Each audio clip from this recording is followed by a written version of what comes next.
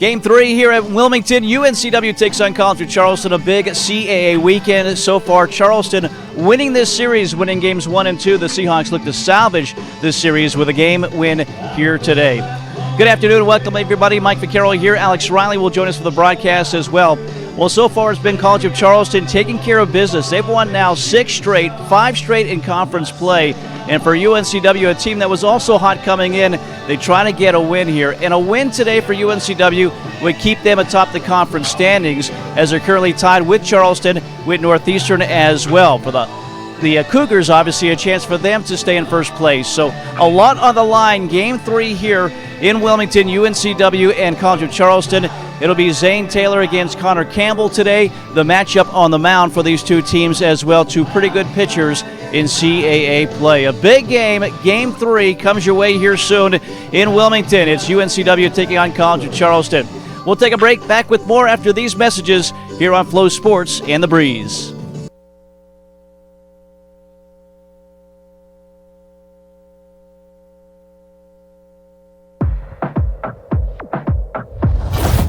Electricity flows through everything. Our movement, our passion, our drive. Can you feel it?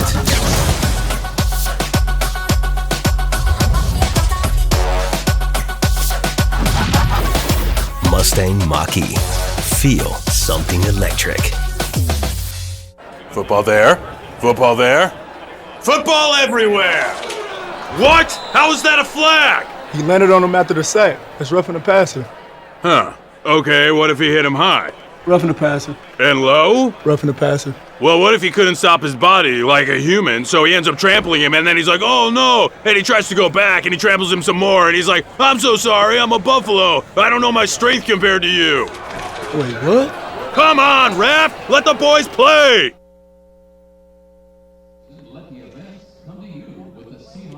It's another great day for baseball here in Wilmington. It's sunny, high of 66 degrees. A little windy here today, but it should be a nice day for baseball here at Brooksfield. UNCW, College of Charleston, Game 3 of the weekend series. Mike Vaccaro, Alex Riley back with you. Our O2 Fitness Weather Report brought to you by O2 Fitness. A gym membership at O2 Fitness means having access to the best equipment, fitness classes, and personal training in North and South Carolina. Become a member today at O2FitnessClubs.com.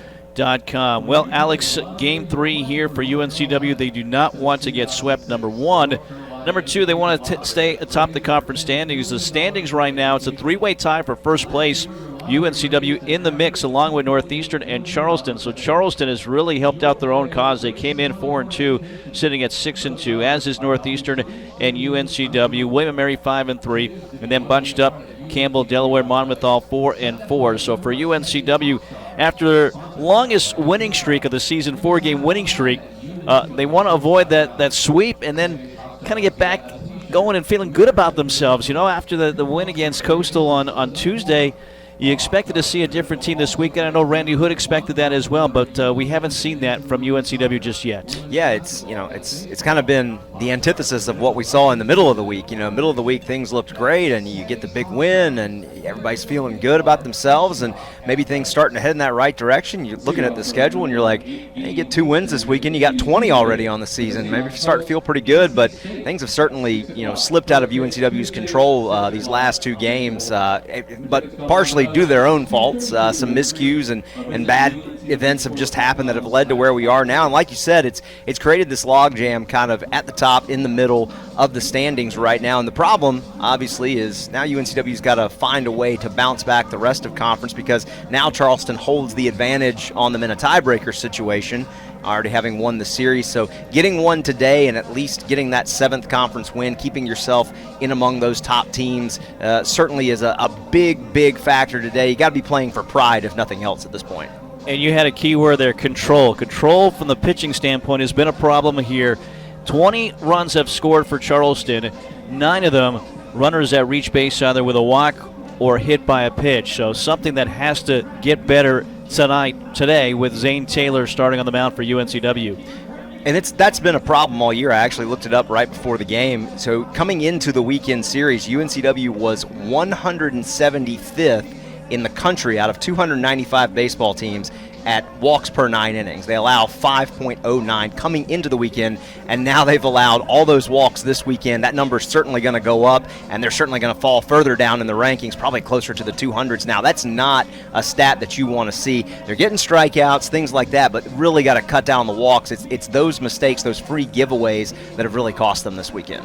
And having a chance to talk with Randy Hood, he said not only the walks, guys on base, but the defense, they start to play on their heels a little bit with the longer innings, longer at-bats. It just kind of drags on, and it's hard to kind of get going once that ball is hit in play during those innings. Yeah, absolutely. It certainly changes your mindset, your mentality as you're playing. It changes your approach at the plate. It changes how you play in the field, all of that stuff. The only good thing, the only small ray of sunshine out of this is because the games have been kind of out of reach, they really haven't had to go to some of their big guys out of the bullpen yet. There's a few names in there that are available, haven't thrown yet this weekend. So if we get in a situation where it's a tight ball game and UNCW's got to go to a strong arm, they've got some of those options available to help them secure that win this weekend.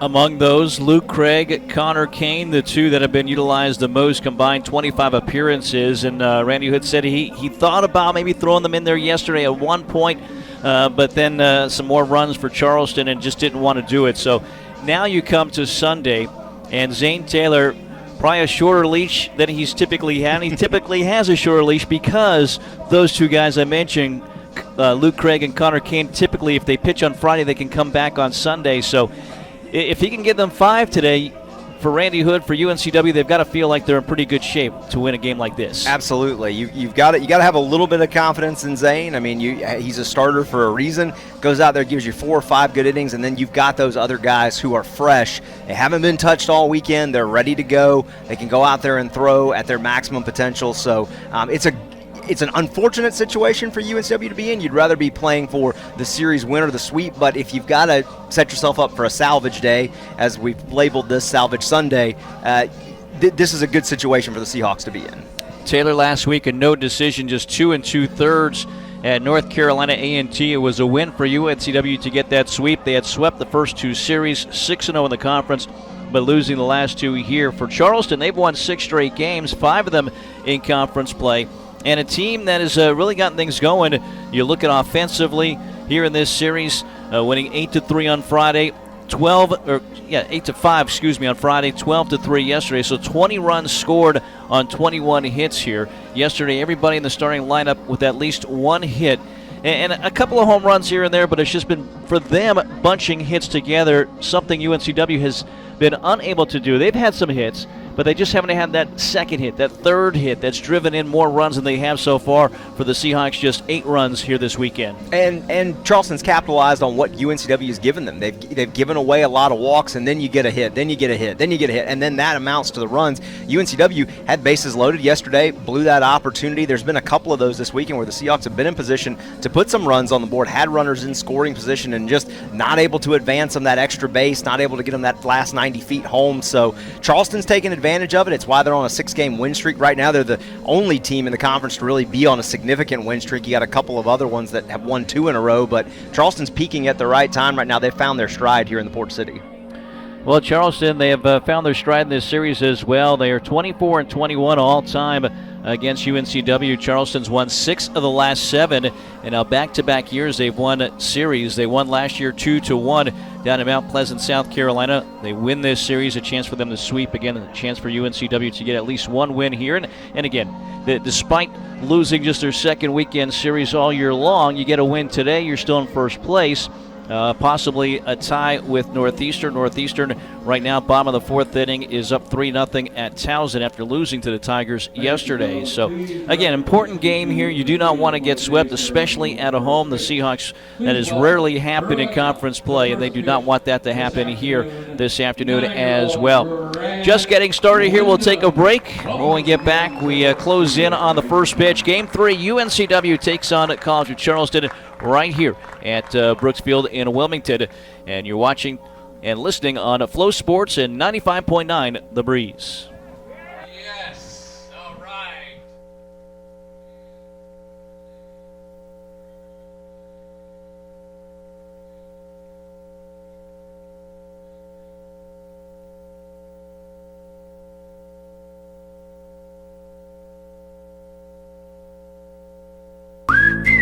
Now at Hardee's, 2 hand-breaded chicken tender wraps are only $5. Choose your favorite flavors for endless combinations.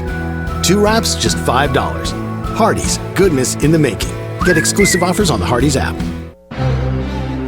All-Star Flags is the Cape Fear source for all of your flag-related needs with high-quality American-made flags and poles. We also specialize in custom flags and banners, including the championship banners hanging within Trask Coliseum. All-Star Flags offers full-service installation on flagpoles, both residential and commercial. Visit our showroom and browse through our selection of U.S., state, military, sports, and international flags. Or check us out online at allstarflags.com. All-Star Flags, quality in every star. Hardee's 2 for $5 breakfast bake goodness into your morning. Choose a biscuit with sausage and egg, biscuit and gravy, or a country fried steak biscuit. And now, enjoy breakfast till noon every day. Hardee's, goodness in the making. Get exclusive offers on the Hardee's app. Game 3, UNCW College of Charleston. Coaches exchanging lineups. Randy Hood, 5th season as a head coach at UNCW, 126-87 his record. Chad Holbrook, 7th season at Charleston after 5 seasons at South Carolina. 204 wins with the Cougars, 404 wins overall for him as he surpassed 400 wins last week with a sweep against Stony Brook. Hampton Inn starting lineups. Now let's take a look at the batting order for Charleston. Again, they're 20-9, 6-2 in the conference. Trotter Harlan, the second baseman, will lead off. He'll be followed by Will Baumhofer, the right fielder. Left fielder Avery Neves will bat third. Cole Mathis, the first baseman, batting in the cleanup spot. Designated hitter is Cole Singsank, a home run for him in this series. Luke Wood, the shortstop, bats sixth. Batting seventh is Dylan Johnson, the catcher. Kevin Madden, third baseman, batting eighth, also a home run for him. And Darian Pendergrass, 4 for 8 in the 2 games prior to this one. The center fielder will bat ninth. Defensively for UNCW, one change. Bromley Thornton makes his 6th start in left field tonight. It is Trevor Marsh in center and Alec DiMartino in right. In the infield, Jack Kroom, who continues to impress defensively at third base. An outstanding Sports Center type of play yesterday at third base late in that game. Kevin Jones, his 28th start at shortstop. Aiden Evans, his 8th start at second base. Tanner Thatch at first base every game this season. Brian Arndt behind the plate once again, and Zane Taylor, the junior right-handed pitcher, 2-0 with a 4.5 ERA for Taylor. First team all-conference last year and also on the all-tournament team. 5 no decisions for him. And again, a byproduct, I think, of those 2 guys we mentioned, Luke Craig, Connor Kane. They're fresh come Sunday. So any kind of little bit of trouble trying to, recently sweep series or at least win a series, you're going to go to that bullpen. So Zane Taylor, even though he's a veteran presence, maybe can give you 6 or 7. You maybe in a matchup spot, Alex. Maybe you're in a spot where it's lefty-lefty. You want to go with Luke Craig, or it's the 3rd time through the lineup, and it's just a good time. So, again, not always because Zane Taylor's not pitching well, but it is just a byproduct of where the weekend is when he's on the mound for UNCW. Yeah, it's going to be interesting to see. You touched on it there. I think you used the phrase length of the leash of how long he's got.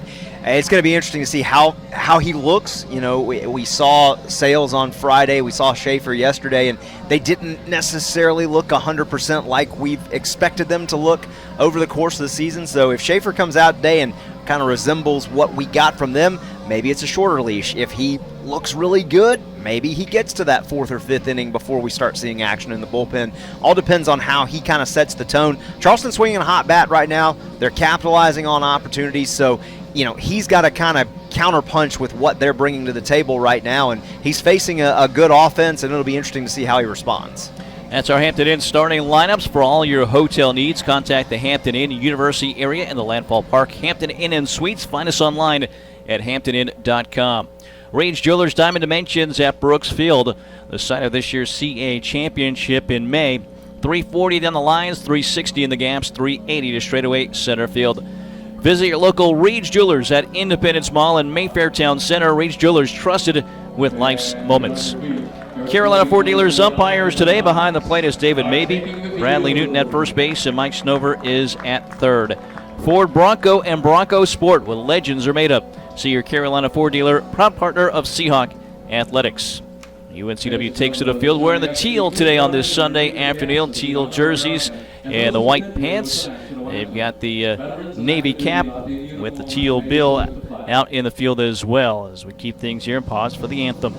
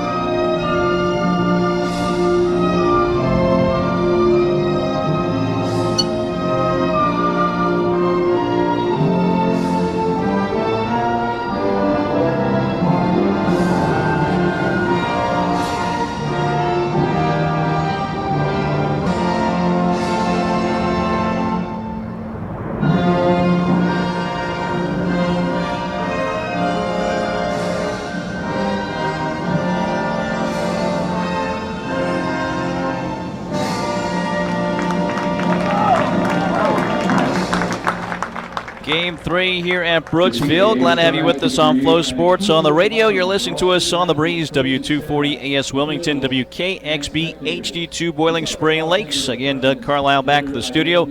Our SDN crew, Hope Hardwick, our director, producer on the cameras, Seth at home plate, Joy at first base, and Ryan at third base. Replay has Zach and Richard on graphics. Our great crew, Mike Vaccaro here alongside Alex Riley. We'll do our best not to screw this up the next couple of hours here. UNCW trying to salvage this weekend series. Zane Taylor, he needs a baseball. Trying to get loose out there. Taylor, again, the junior right-handed pitcher, 2-0, a 4.5 ERA. He knows the drill, though, since freshman season for him. He's made his way into the weekend rotation, has typically been the Sunday guy. So he knows that sometimes his starts are a little bit shorter than the Friday, the Saturday guy, just because of, again, where things lie, where things happen in the course of a game, the course of the weekend, whether it be needing to win a series, sweep a series, or in this case, trying to get one win in the weekend series of the conference. So a big spot, nonetheless, for a veteran presence on the mound in Zane Taylor for UNCW. Yeah, and the big thing is Charleston has struck early in both games. That's the big thing. UNCW needs to set a tone early and put a 0 up on the board. You can't allow Charleston to race out to that early lead and kind of dictate that the Seahawks have to respond now. UNCW needs to be the aggressor offensively and really get a strong start from Taylor here to set that tone early. Charleston scored first in both games. Friday with the run in the top of the second. Yesterday with a 3-run home run from Cole Singsang in the top of the first inning. So putting a 0 up there here in the first may be key for UNCW to start the day feeling good about themselves against a team that's won 6 straight, 5 of those coming in conference play. UNCW back-to-back losses now for the first time in a bit for them, after they had won 4 straight, which is a season long for UNCW. Next up Tuesday, Seahawks still home, part of this 8-game homestand, but taking on a very good NC State team at 6 o'clock on Tuesday night. UNCWsports.com/buy tickets to get those tickets. Looking for another big crowd as midweek games have brought out some great crowds. Almost 2,000 this past Tuesday with Coastal in town. A little bit warmer there. It's been a cooler weekend, but still a sunshiny weekend. If you're heading to the ballpark, be sure to prepare accordingly. Maybe a hat, maybe some sunscreen as well here for this one. And NC State and UNCW very close to playing their 100th all-time meeting. I don't think they'll reach that this year, but I think in the next 2 years or so that'll happen. They'll be one of the few teams that the Seahawks have played 100 times in their history. Trotter Harlan, the second baseman, will lead the Cougars out. Top of the first to face Zane Taylor. The kick in, the first pitch. High strike, and we're underway here. 2:04 in the afternoon on this gorgeous Sunday afternoon in the Port City. Wind is blowing out. Very important for the pitchers to keep the ball down. Popped out of play by Harlan, who's 2 for 8 this weekend. A graduate out of Fountain Inn, South Carolina. He's been a mainstay in this lineup here the last couple of years. 0-2. Low it away. 1 ball and 2 strikes. Again, Brian Art behind the plate. He is the last man standing currently, with Martin Zelenka still out with Bono. 1-2 coming our way.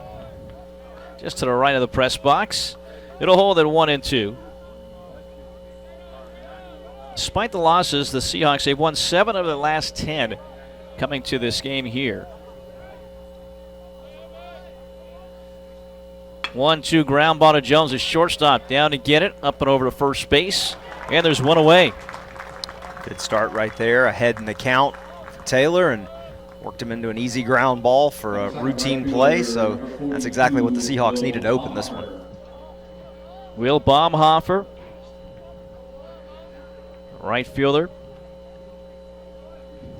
Well, just the two lefties in this lineup, Baumhofer and Pendergrass, a 9-hole hitter. Slight shift is on with Kroom playing off the line, and the first pitch low. Couple of hits for Baumhofer. He's 2 for 7.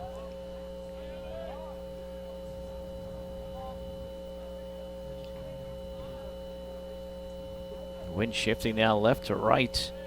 Look at the flags in left center field. Another ground ball up the middle to the shortstop Jones. Well positioned there. Baumhofer is out on a couple of ground outs. Now 2 away here. Yeah, scouting report paid off right there. Had him shaded towards the second base bag and rolled right to him.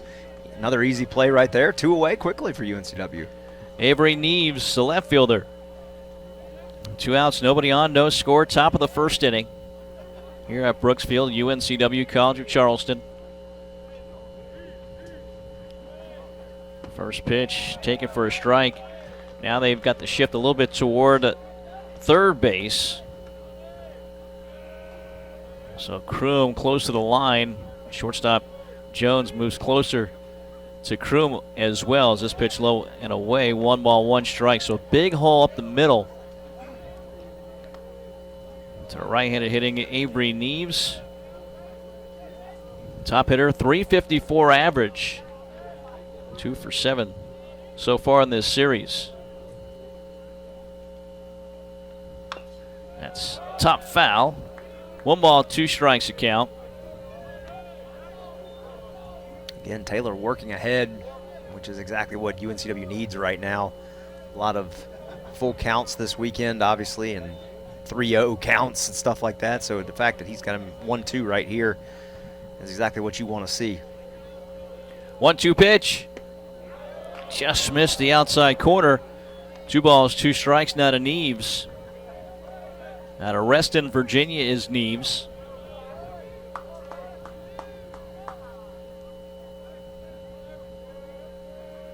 Taylor rocks, kicks, a 2-2 pitch. Down the left field line, but foul. It'll stay 2-2 to Neves. Transfer from Lynchburg College. Won the D3 National Championship.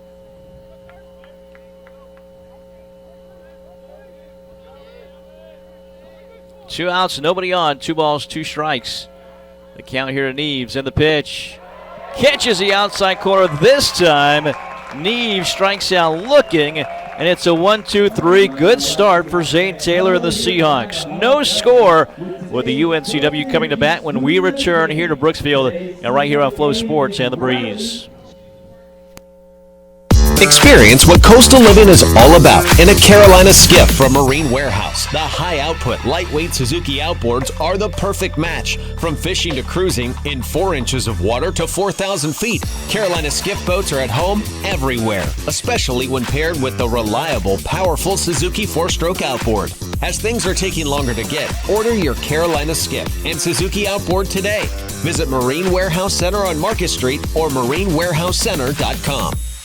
Be your best self with a membership to Planet Fitness, home of the judgment-free zone. Planet Fitness's goals for members is to feel fit-tacular through exceptional PF member experiences. For just 33 cents a day, that's $10 a month, you'll build both fitness and relationships. The Wilmington area has 3 locations, including 1 close to campus on Kerr Avenue and also 1 in Shallotte. Let Planet Fitness make you a better you and have a little fun along the way. Check out Planet Fitness at planetfitness.com.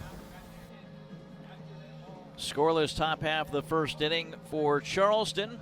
We go to the bottom of half and back to our Hampton Inn starting lineup. Some batting order for UNCW. Tweaked just a bit again. Aiden Evans will lead off, followed by Jack Kroom and Alec DiMartino back batting third in the lineup. Tanner Thatch moved to the cleanup spot.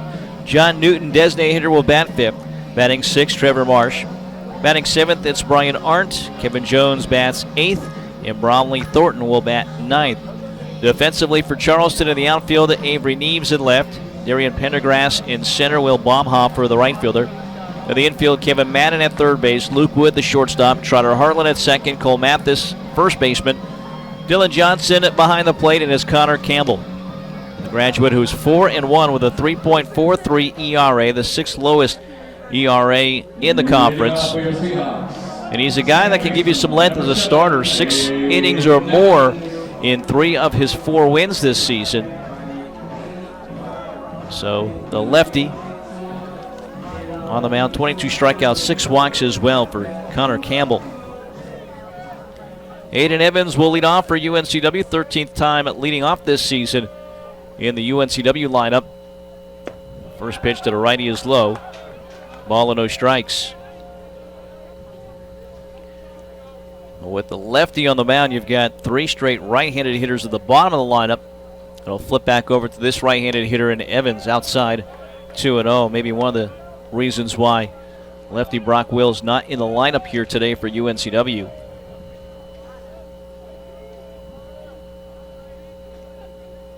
Campbell the pitch, misses inside. 3 balls, no strikes to Evans.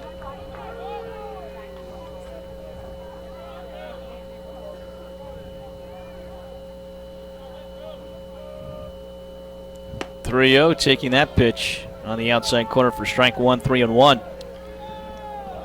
Sorry, Mike, I was reading my book from the last 2 games. That's only the 4th 1-2-3 inning of the series for UNCW's defense. That previous inning. That kind of speaks volumes and why the Seahawks are in the position they're in right now. As the walk to Evans, it's a Matthews Motors walk, the walk of man's and woman's friend. But yes, too many opportunities, extra bases, extra opportunities with the walks to hit batters, but a 1-2-3 clean sheet there at the top of the inning for Zane Taylor. Jack Kroom, 4 hits this weekend and against some stellar defense. With Evans on a first base, scoreless game, bottom of the first, low and away. Kroom now has reached base safely 16 straight games. More importantly now, an opportunity. We talked about those leadoff hits that they got the first game that they weren't able to capitalize on. Leadoff runner here. Now an opportunity to drive him in. Showed bunt earlier, the first pitch. Now keeps it back on the shoulder. That breaking ball misses low and away, so 2 balls, no strikes to Kroom. Madden was creeping in from third.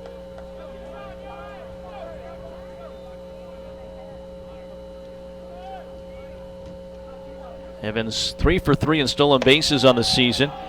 Elevated fastball makes it a full, or 3 balls, no strikes rather, to Jack Kroom. 303 average, 4 home runs, 16 RBIs this season for Kroom. And the pitch, he'll take that for a strike, 3-1. More walks than any other Seahawk. Kroom with 21 walks.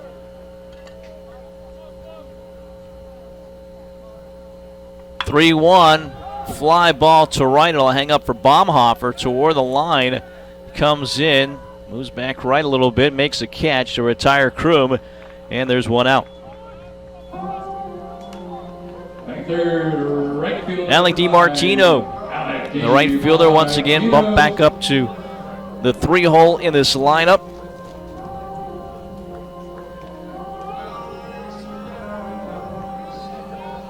Just 1 hit this weekend, though, 1 for 8. Got it in his last at-bat yesterday in the 8th inning. Did get hit by pitch in the 1st inning. Takes this pitch for a strike.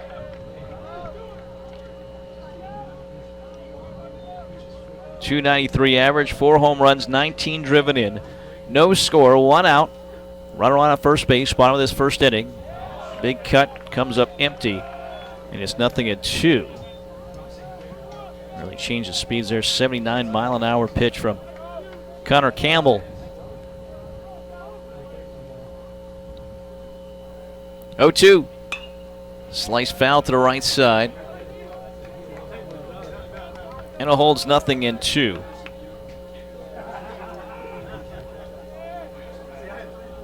Alec DiMartino, the redshirt sophomore from Raleigh.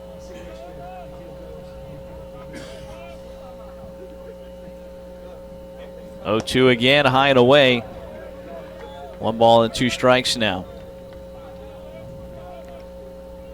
UNCW batting .257 this weekend. They're 18 of 70 against Charleston.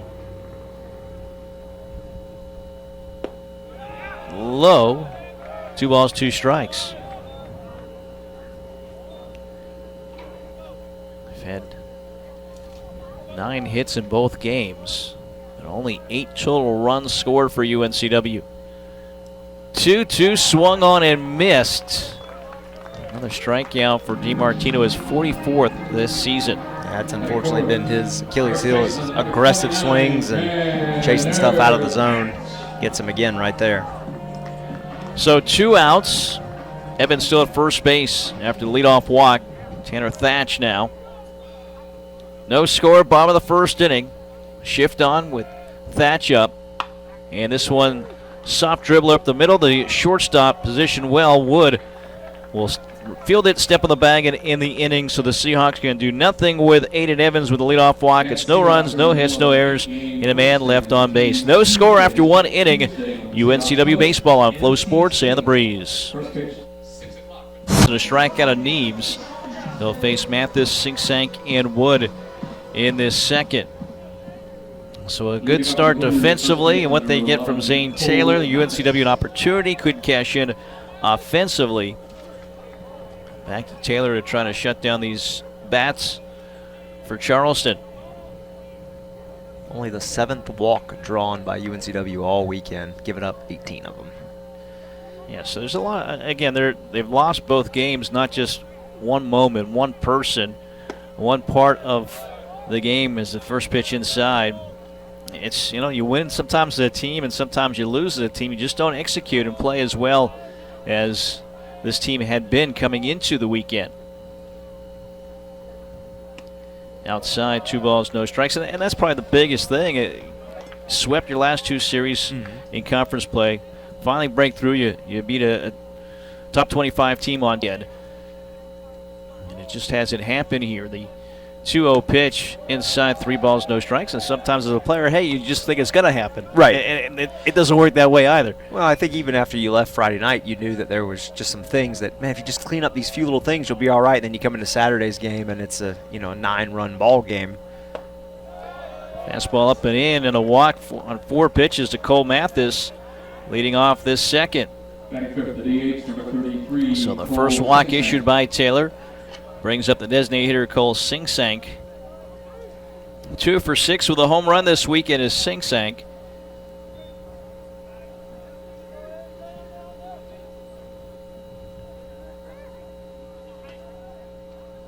Taylor checks the runner, the pitch. Guess a strike called. A high fastball at 91.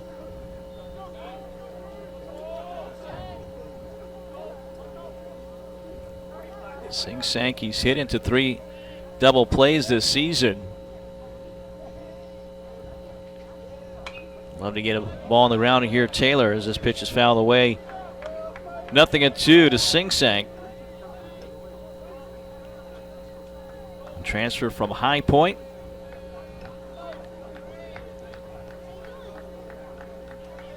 Scoreless game, top of the second. Runner on at first base with nobody out. Taylor the pitch, and it's hit foul into the net. 0-2. Yeah, I really like the fact that Taylor, aside from that last walk, has been pitching ahead most everybody. He's kept stuff down the zone, got a couple ground balls.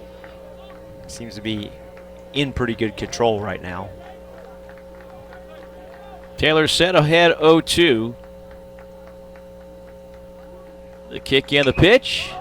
Fly ball to right. Coming in is DiMartino. Continues to come in and makes a catch. He kind of jogged in and all of a sudden sprinted a couple of steps before putting on the brakes and making the catch for out number 1. Number 7, Luke Wood. Wind has died down here, but You also have the sun dealing with here today. Luke Wood, the shortstop. He's got 3 hits this weekend. Scoreless game, top of the second. 1 out with a runner at first base.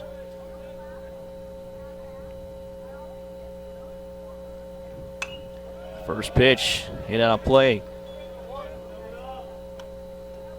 Wood, the redshirt senior from Fletcher, North Carolina.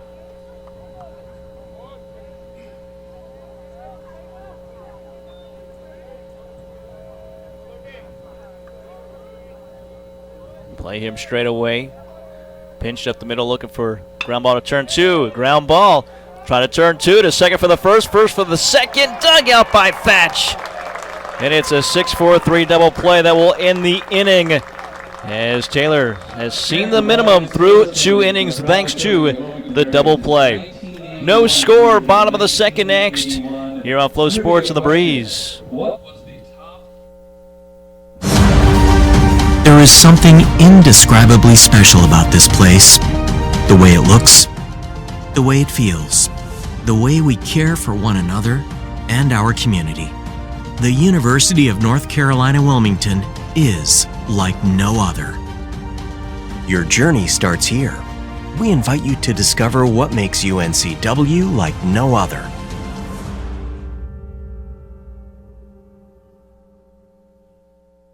This is where everything starts. It's a place of new beginnings, new opportunities, and a new identity. We are the Coastal Athletic Association, and from the beaches to the city streets, we are united to succeed at an elite level, in competition, in our communities, in our lives.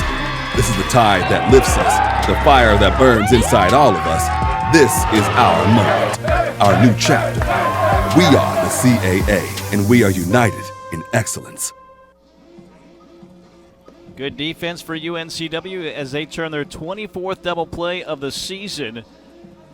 There have been some unconventional double plays this weekend. The last one more conventional, 6-4-3, all started by Kevin Jones, the shortstop, who's been busy here early on in this game as he's seen 3 balls hit his way defensively.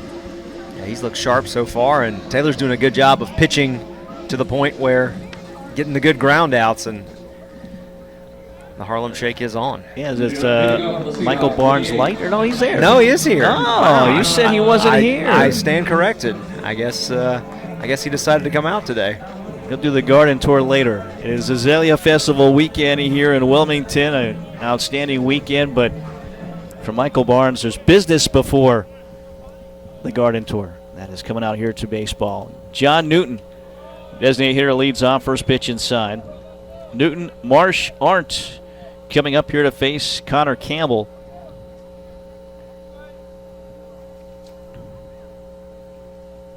One-0, fly ball.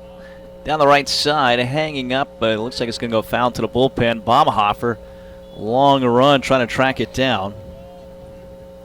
1 ball, 1 strike.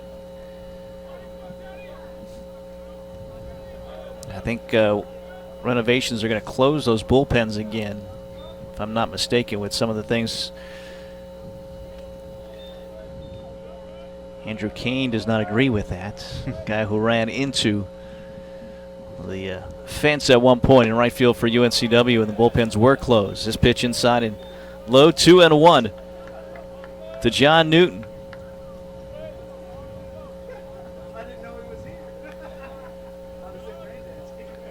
2-1 pitch. Swing and a miss. Huge uppercutting swing there for Newton.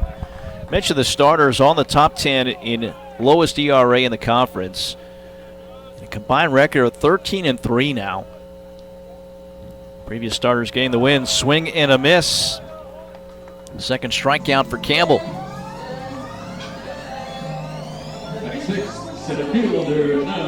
We'll see Trevor Marsh.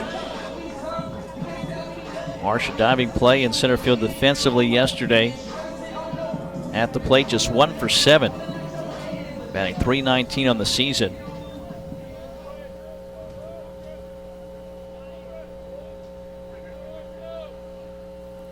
Campbell misses outside. Slight shift as Luke Wood plays up the middle, but stays on the left side of second base. Not as pronounced as we've seen from some teams. 1-0, misses high and outside. 2 balls, no strikes. So far they're pitching him away. Like they're trying to get him to pull it towards right field. 2-0, ground ball. It'll get past Trotter Harlan into center field. Pitching him away, that time came inside. And Marsh able to adjust and come up with the hit. First hit for UNCW of the afternoon. Seahawks now have a base runner on in each inning. Not able to do anything with it so far, but good to get the first hit of the day for either team.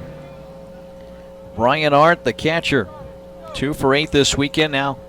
An average of 253. No score. Bottom of the second. 1 out, runner on. And the pitch. Fly ball right. Tailing foul. And no chance as it drops into foul territory. 0-1 to Arndt.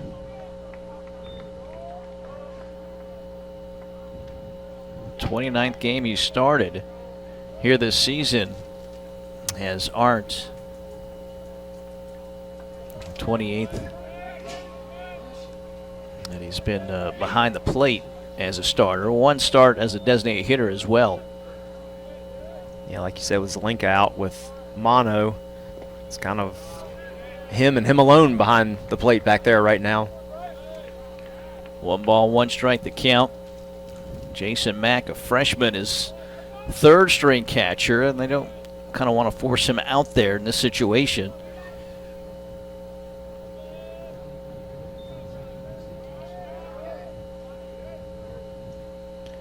One runs inside, and it's 2-1 to Arndt, junior from Holly Springs.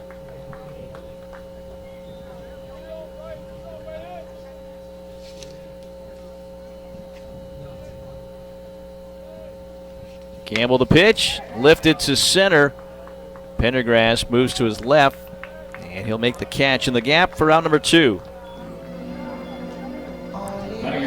Shortstop, number 10. 2 outs. Marsh still at first base, and Kevin Jones talked about his back coming alive the last couple of weekends in conference play, but just 1 for 6 so far here this series. No score here at Brooks Field. Bottom of the second inning. Swing and a miss, 0-1. Yeah, he certainly started to find his way. Cooled off a little bit in these last 2 games. But you definitely like to see the production that you're getting from him after where things started at the season. 0-1. Inside, almost hits him, did it? It did. It hits his foot. And Jones will take his base. So runners at first and second with 2 outs in the second. And Bromley Thornton, who has a pinch hit in this series. Freshman out of New Hanover High School. Can he take advantage here of the opportunity? Single for Marsh. Jones hit by the pitch, 2 outs. Scoreless game. Bottom of the second. First pitch, a strike. Campbell, for him, his 3rd school. He started at Maryland, went to Florida Darlington Tech, and now here at College of Charleston. He's been here since 2020. Low and away, 1 ball, 1 strike. So it's been a windy path for Connor Campbell. Now a graduate. 4-1, 3.43 ERA coming in. The 1-1 pitch, hit foul, out of play. 1 ball, 2 strikes. One of those 8 players on Charleston's roster from Florida Darlington Tech. It is where Will Dorton, their pitching coach, came from. Yeah, Florence Darlington Tech's been known to produce some talent. Good junior college in South Carolina, and they've had some strong talent run through there. I know there's been some guys that pitched at South Carolina or played at South Carolina, at Clemson, that have come from there. So they've got a little baseball factory down there. 2-2 up the end of the bat to right field. Gets down a base hit around third as the ball is bobbled by Baumhofer. Marsh scores easily. And Thornton will get to second on the errors. So the RBI to Bromley Thornton on the single to right field. His third RBI of the season, and it's UNCW scoring first here in the bottom of the second. You know, sometimes we talked about changing the lineup a little bit. We saw a couple of spots shift there with second and left field this weekend, and another switch right here with Thornton coming in place of Wills today, and man, that paid off right there. Just a good swing out to right field, and UNCW has the lead. Aiden Evans, first pitch, fouls it straight back. So Thornton gets a second on the air. Jones at third base. Two in scoring position with 2 outs. And the pitch, fly ball right. Moving back is Baumhofer. Couple of steps ahead of the warning track. Will make the catch above his head to end the inning. It's a run on 2 hits, an error. 2 runners left on base. The Seahawks scratch a run across here in the bottom of the second. They lead it 1-0 here on Flow Sports and the Breeze. Football there. Football there. Football everywhere! What? How is that a flag? He landed on him after the sack. That's roughing the passer. Huh. Okay, what if he hit him high? Roughing the passer. And low? Roughing the passer. Well, what if he couldn't stop his body like a human, so he ends up trampling him, and then he's like, oh no! And he tries to go back, and he tramples him some more, and he's like, I'm so sorry, I'm a buffalo. I don't know my strength compared to you. Wait, what? Come on, ref! Let the boys play!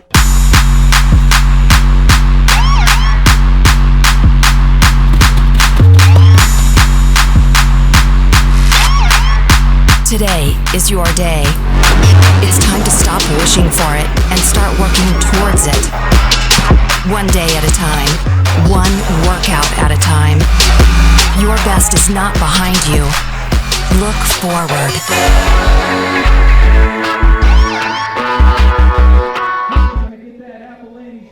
1-0 UNCW as they get things going here in the bottom of the second inning. It's the Bromley Thornton RBI single to right field that scores Marsh. And the Seahawks on the scoreboard here as we go to the bottom of the third. Bottom of the lineup, Johnson, Madden, and Pendergrass coming up. One final score already in on the Hardy CA scoreboard. Stony Brook completes a sweep at home against Elon, 6-3 the final score. So impressive. Stony Brook gets swept last week at home by this Charleston team, and they come right back and sweep Elon. That's struggling right now. Elon just 1-8 in league play out of the gates here the first 3 weeks of the season. Big thing about that last half inning for UNCW, they did what Charleston has done all weekend and capitalize on moments that extended the inning. It was 2 outs, you get the hit batter, then you get the single, scores the run. Capitalize on that stuff. That's a big momentum swing for the Seahawks. Inside, ball and no strikes to Johnson. Another Florida Darlington Tech product here on this roster. Out of West Columbia, South Carolina is Johnson. 1-0 pitch. That one is lifted to left. Moving to his right is Thornton. It'll hang up. It'll make the catch in fair territory. 1 away. Looked like it was hit better, but only 85 off the bat. And the fastball from Taylor. Kevin Madden, the third baseman. 1 out and nobody on. Top of the third, 1-0 UNCW.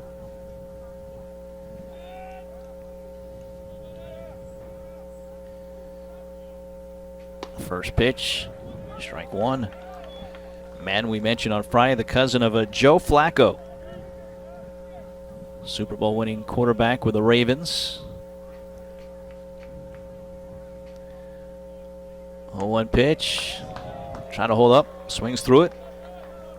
No balls, 2 strikes here to Madden. He has a home run in this series, 2 for 7 overall. Taylor to the plate.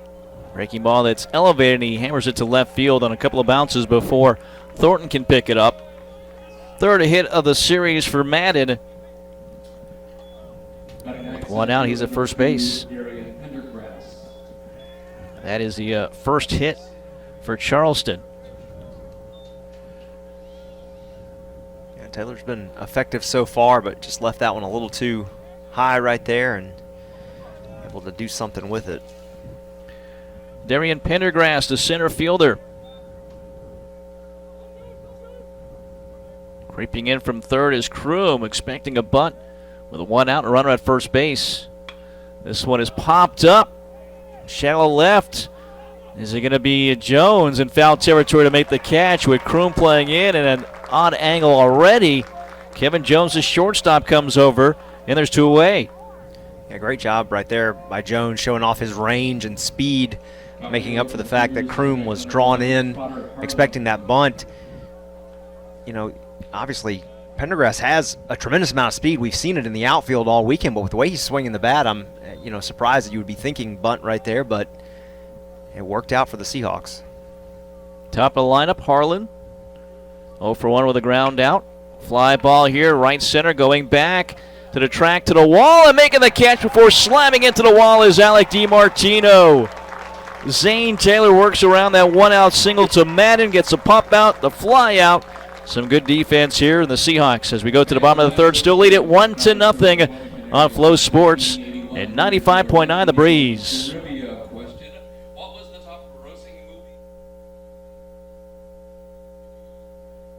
Hey, grab me one too.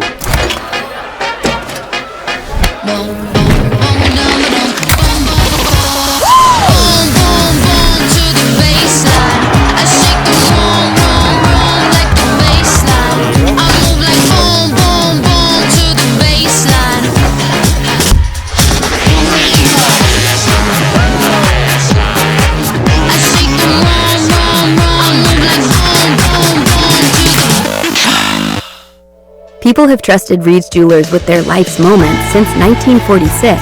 That's because we're family owned. We treat everyone who walks through our doors or visits our website as a part of our family. We have a beautiful selection of jewelry and watches for any occasion. We offer free shipping and returns, as well as multiple payment options to make sure you find the perfect gift. See why people have trusted Reed's Jewelers to celebrate their life's moments for over 75 years. 1-0 UNCW, bottom of the third coming up here. Mike Vaccaro, Alex Riley. Yes, I know it's Florence, not Florida. Florence, Darlington Tech. I apologize, FDTCU fans. There's 8 of those guys on this roster, so apologize. It's not Florida. Almost a whole team. Yeah, I know. Maybe I've been saying that all weekend long. They're upset. That's why they've been winning. Jack Kroom will lead off for UNCW, up 1-0. Kroom is from Wilmington? Yeah, that sounds right. Okay. First pitch is strike, 0-1. Kroom with a fly out to right field in the first. Chop ball down to first, fair ball. Leaping up to make the catch on the bounce was Mathis, steps in the bag. It retires Kroom, 1 away here in the third. Alec DiMartino, boy, that was a great play he made. Oh, wow. Yeah. He knew the wall was coming because you're running full speed with that warning track coming up, and ran well into that padded wall and was really pumped up after doing so as well. We'll see if that helps the bat out here as he's 0 for 1 so far. Yeah, he tracked that ball all the way, and just great vision, great awareness of knowing where he was, reached up and got it before he collided. That pitch bounced to the plate. The ball and 0 strikes to DiMartino. 1 for 9 now this weekend, but probably saved 2 runs by making that catch. 1 run. As this pitch outside, 2 balls, no strikes. Some good defense early on here we're seeing from UNCW.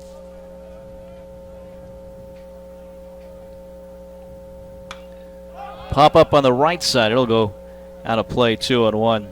So Charleston 20-9, and they're 6-1 on the road this season. So not away from Mount Pleasant, South Carolina, the ballpark at Patriots Point often, but still 6-1, and trying to get 6 wins on the road in conference play after the sweep last week at Stony Brook.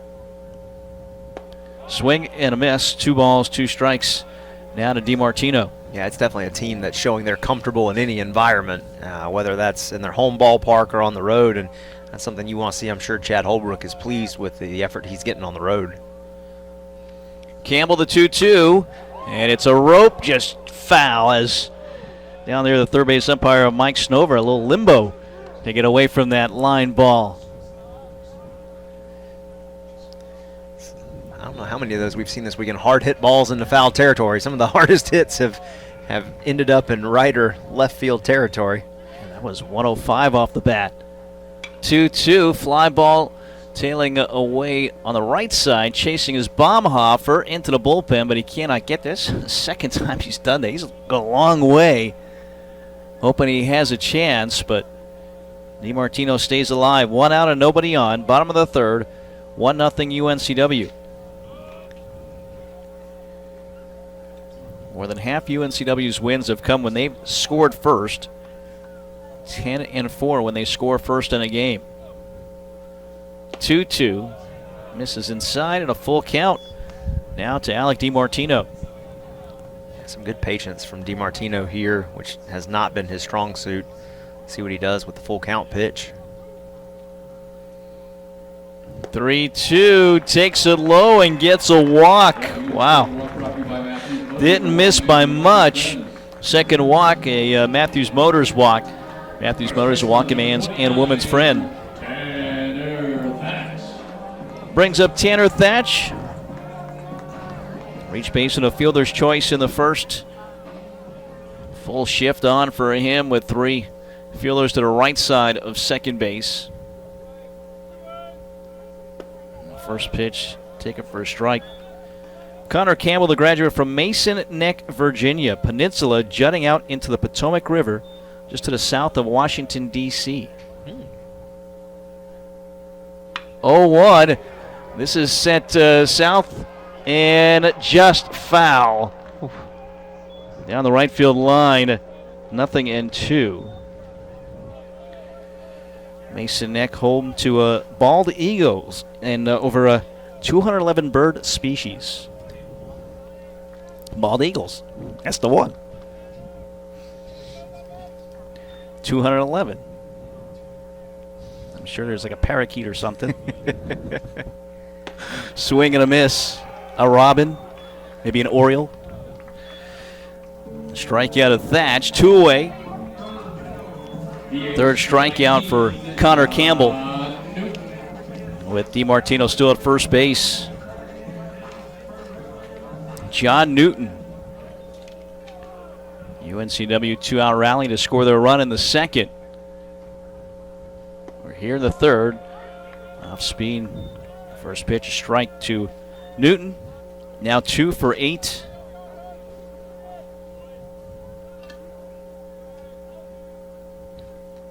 Campbell to the plate, swung on and fouls it off.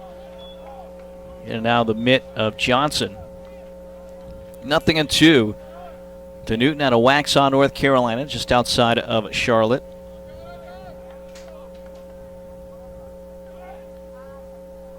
Start the runner, the pitch will hit him. They're going to say, yes, he's out. He reached out to get hit. Randy Hood comes out. Talking with David Maybe. So Newton is retired, and that does it for UNCW in the third. Unless they take a look at this, as maybe we'll talk with Newton and Snover. Right away, Johnson, the catcher, said he put his arm out there, his elbow. Tough to see from that angle.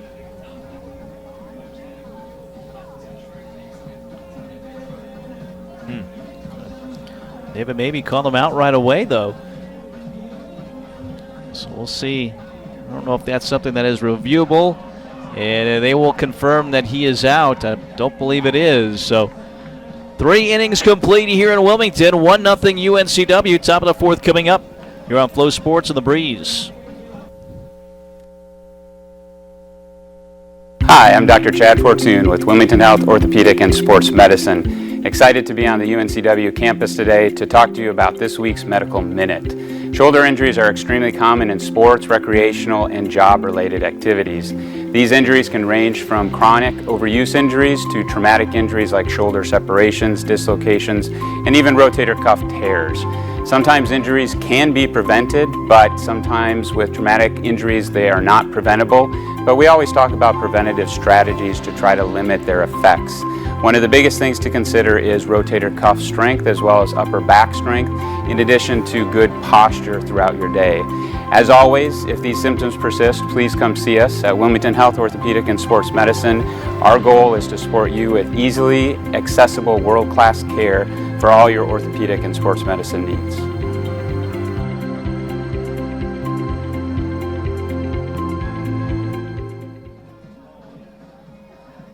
1-0 UNCW, 3 innings complete here at Brooks Field. The Seahawks with a run across in the second. As we go to the 4th inning, toss things over to Alex Riley to take us through 4, 5, and 6. Thank you, Mike. Appreciate that. Seahawks have that 1-0 lead as we start things off here in the 4th. And Zane Taylor, extremely effective so far. 3 innings complete as he gets his warm-up tosses in here. 30 pitches so far, only faced 10 batters. He's 1 over the minimum thanks to that double play. Only allowed 1 hit and 1 walk, so he's been extremely effective in his outing after some rough goes for starting pitchers. In the first 2 games for UNCW, Taylor has settled in and gotten things done. And he'll start things off with the right fielder, Will Baumhofer, here in the 4th inning. Baumhofer grounded out to short his first time up. And the first pitch he's going to see is going to be in there for a strike. Again, Taylor doing a very good job of pitching ahead to most of the batters that he's faced today. Been able to get into a fair number of 0-2, 1-2 kind of counts. And very quickly ahead, 0-2 here as Baumhofer fouls that one off back to the netting. Nothing overpowering yet, only 1 strikeout so far for Taylor, but the defense has certainly backed him up as he deals the 0-2. And 3 pitches, called strike 3. Great pitch right there by Zane Taylor over the outside part of the plate to record the first out. Yeah, great job. Set him up. Just said hit that outside corner, able to get the strikeout, his 2nd of the game now. That'll bring up the left fielder Avery Neves today. He was the other strikeout victim, struck out back in the 1st inning. And the first pitch he's going to see is going to be a fastball, but it's a little high for ball 1.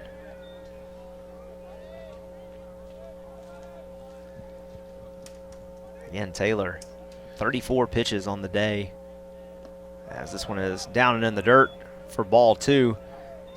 He's done a good job of locating, keeping stuff down. When it's up, it's been popped up. And then, of course, the defense has definitely backed him up with their play so far. Outside there, so a 3-0 count very quickly to Neves as Charleston looks for their 2nd walk of the day. And this would be walk number 20 for the weekend. Instead, Taylor comes back with a fastball, make it a 3-1 count.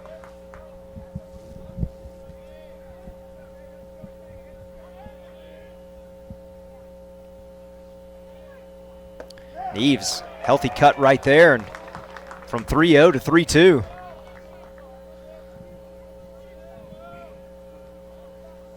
Taylor takes a look at the wrist device to get the call. Toes the rubber. Sets and delivers. And down and in the zone, called strike 3. Back-to-back strikeouts. Looking for Zane Taylor, his 3rd strikeout of the day. All of them have been with the bat on the shoulder. Yeah, that's a fastball low in the zone. Nice job keeping that ball down. If he swings, it's likely a ground out, but get the bat on the shoulder and strikes out Neves looking. And that'll bring up Cole Mathis, the first baseman. He drew the walk, the only walk for Charleston, his first time up. And the first pitch he sees is inside for a ball. So Taylor, good job here in the 4th with back-to-back strikeouts to start things off. That one is down in the zone, so 2-0 here. to Mathis. Again, Charleston, 1 hit on the day so far. The 1-out single by Kevin Madden in the 3rd inning. This one over the heart of the plate for a strike, so count moves to 2-1.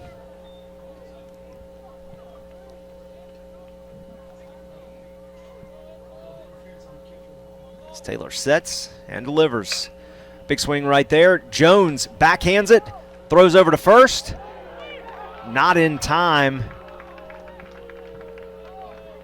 Going to be an infield single right there for Cole Mathis. Long play for Jones on a throw basically all the way across the diamond. Mathis hustling down the line as we see the replay here on Flow Sports. I'm a little surprised Kroom didn't try to field that coming across. The momentum taking him to first base. Maybe he thought it was hit too sharply, didn't have a chance to get it cleanly and defer to Jones, but he was deep in the hole, backhand as you said, and really momentum taking him toward third. So nothing more you can do with that if you're Jones. Jones, though, continuing to show off his range right there, getting to that ball. But it's going to be a 2-out single for the Cougars as they've evened the hit total for the day. Both teams with 2 now. As the first pitch from Taylor to Cole Singsank is out of the zone for a ball.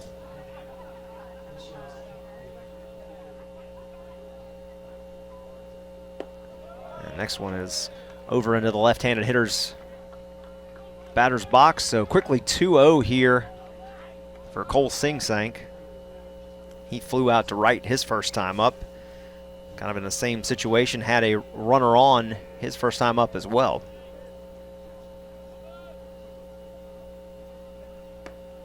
And this one back in over the heart of the plate, so count moves to 2-1.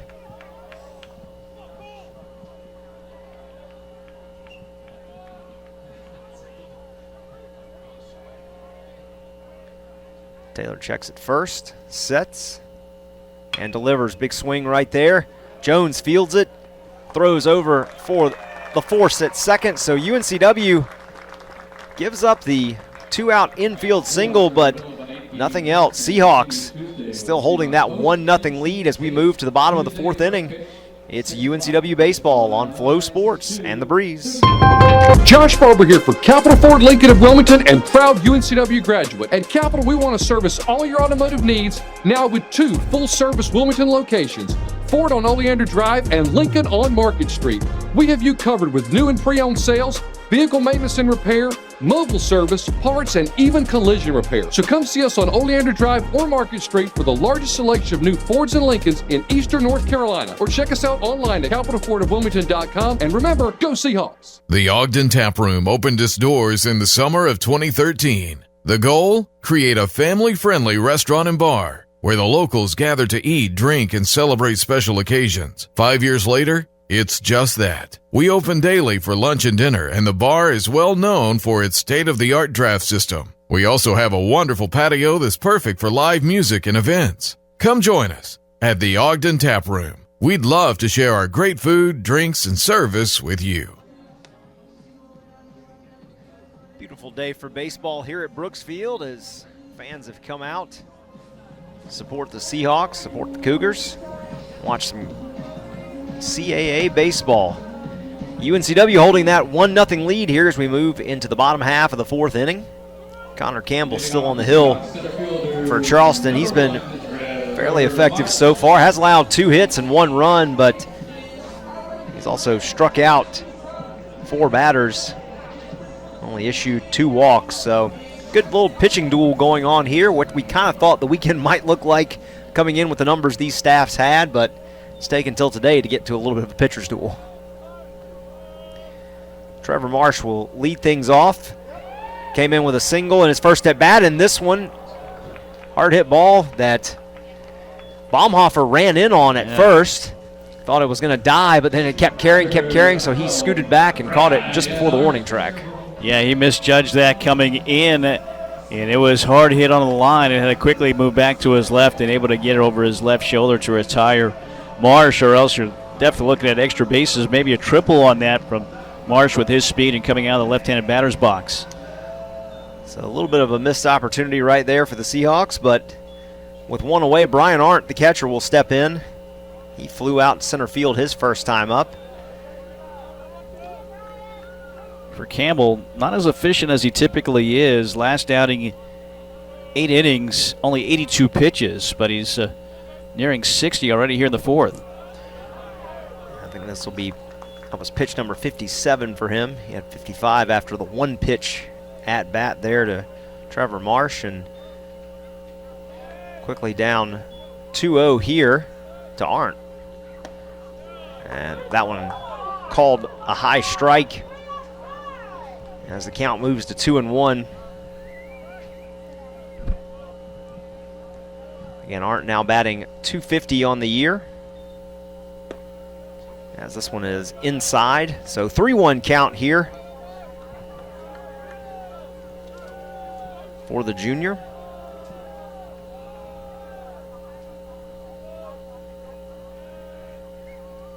And he lifts that one. It's going to go foul, though, towards the Charleston bullpen, but actually into the grandstands over there. Into the, you're right, into the Dub Pub. Wrightsville Beach Dub Pub down in left field. Good place to watch a baseball game. And Arndt rips that one into left field. And he is hustling, trying to get in for a double, and he does. Hard hit ball just inside the line in left field, and Brian Arndt turns it into a one-out double. Kevin Madden is 6'1". If he's 6'2", that's an out, but sharply hit, leaping up. Madden, the third baseman, couldn't quite get there. And great hustle by Brian Hart. He's got some he's got some sneaky speed for a catcher and able to get to second base. And the Seahawks opportunity maybe to get another run here in this fourth inning. Yeah, he's one of the leaders in stolen bases. That's not something you hear from a catcher very much. 4 for 4 on the year, as Kevin Jones digs in with a runner in scoring position and only one out here. Arndt heads up, watching that play develop out in left field, knew that wasn't going to get a clean field over there from Avery Neves, and just kept hustling over to second base as Jones got a ball on the first pitch, but a called strike on the second, so the count evens at 1-1. Jones was hit by pitch in his first time up, so no official plate appearances today. And that one almost hit him as he jumped back out of the way, so 2-1 count now.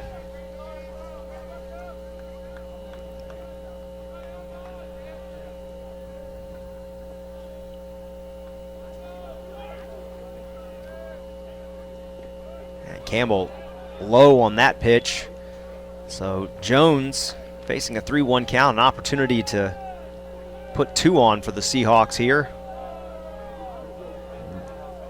with only one away. Campbell sets and delivers. And Jones swings at this one, lifts it to right field. But that one's on a bit of a rope right there for out number 2.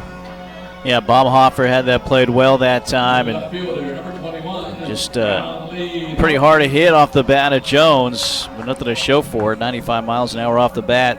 Romley Thornton drove in the lone run, the only hit with a runner in scoring position in this game back in the second. Yeah, an RBI single that turned into an extra base for him on the error in right field.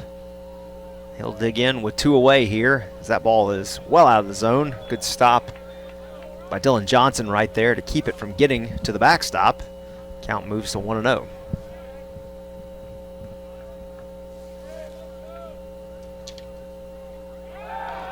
Pickoff attempt right there as Arndt slides back in safely.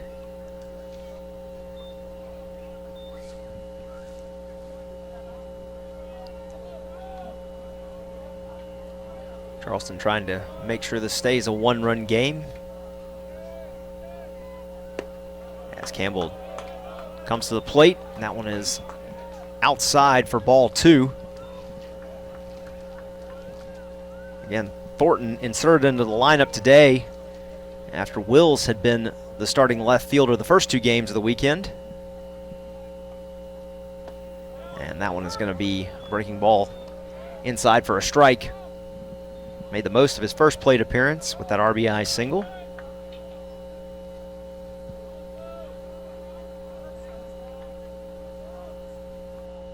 The 2-1 pitch.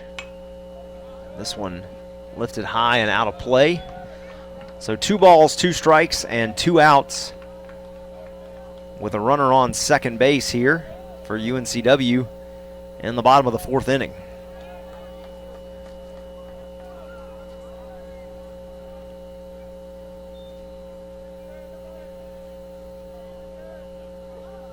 And Bromley Thornton laces a single back up the box. Make it 2 for 2 with 2 RBIs today for the Hanover High School product. Yeah, 3 for 3 here in this series with a pinch hit yesterday. So, batting ninth in this lineup. And, was it a feel? Was it that hand not doing well for Brock Wills? Whatever the reason why Bromley Thornton getting the start in left field, he's making Randy Hood look like a genius today with his play. 2 for 2, and he's driven in the lone runs of this ball game. Always nice to see the local product coming up big as Aiden Evans digs in, shows bunt on the first pitch, but it is down in the dirt for a ball.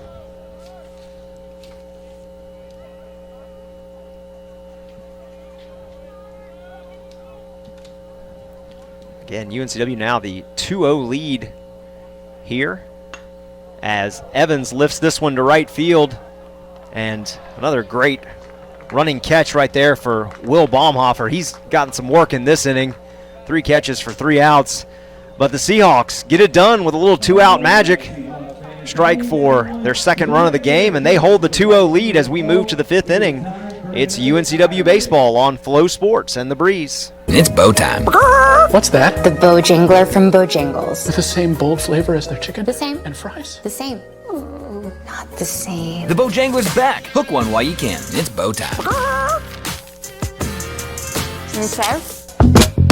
I'm just being myself, cool as can be. It's so easy. Get out your own way.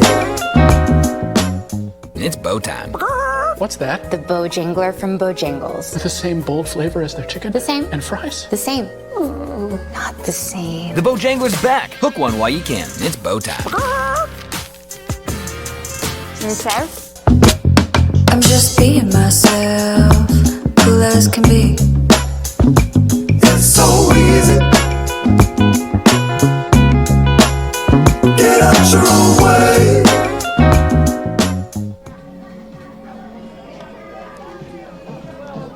Well, some youngsters out there taking part in the competition in between innings. Got the chance to run around the entire warning track. Yeah, from foul pole to foul pole. I don't know what the prize is, but I think you're gonna need some water, maybe some oxygen after that one. I know there was one. I don't know which. That one looks like maybe there was tires, some sort of tire sponsorship. I know there was one sponsored by Islands Tacos where you had to wear a taco costume and do it.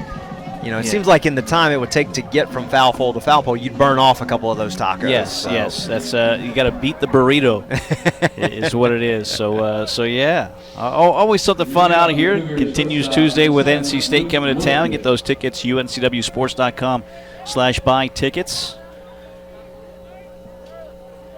And what has been fun today is watching Zane Taylor pitch. He's been pretty spectacular through 4 innings, 47 pitches, only 2 hits allowed as he comes on here in the 5th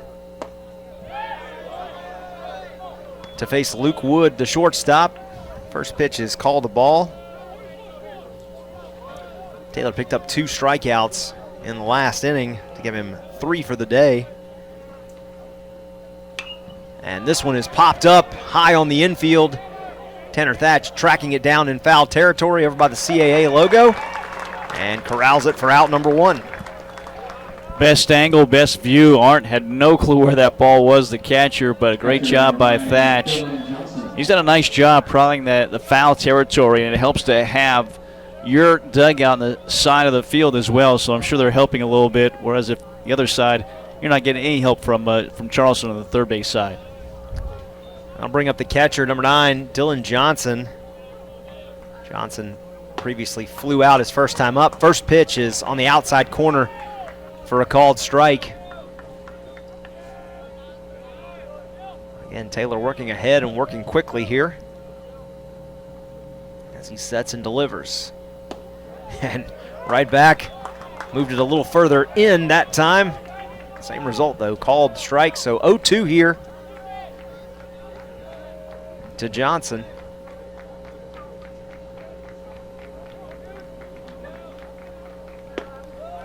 And nice frame job right there by Arndt, trying to bring it back in just a little bit, slightly off the plate. So count moves to 1-2.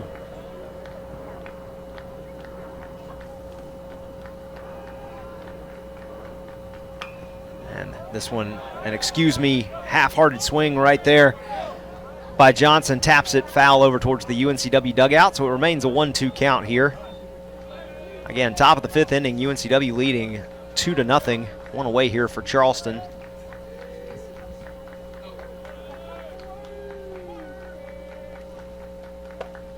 Taylor comes back with a high pitch right there, so 2-2 as he tried to change the eye level a little bit, but Johnson wasn't fooled.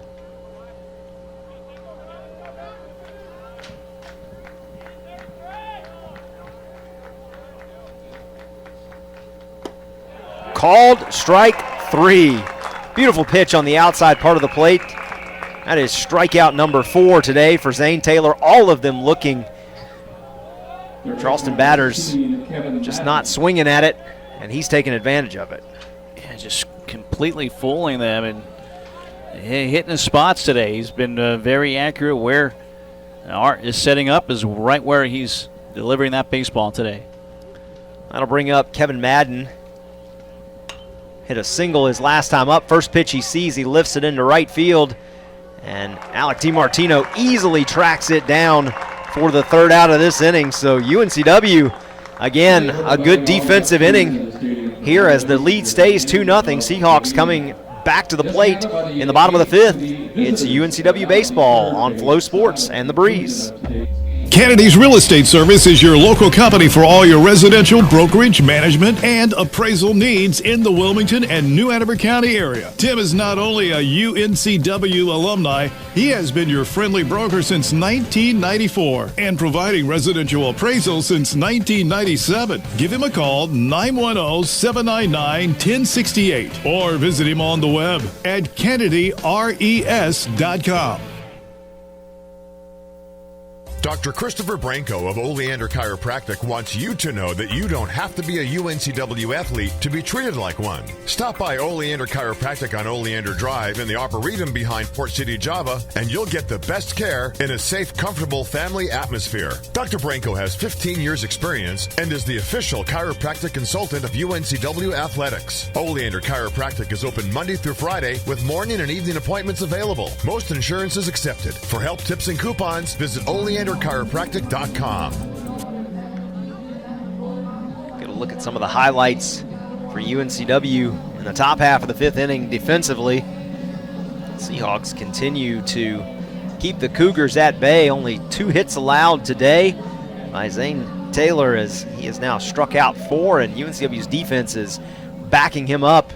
The offense looking to tack on a few more as Jack Kroom, looking for his first hit of the day after a big day yesterday, comes to the plate. He's 0 for 2, flew out to right field and grounded out over to first, his first 2 times up. Connor Campbell back out on the hill for Charleston, 73 pitches so far. As number 74 is in there for a strike.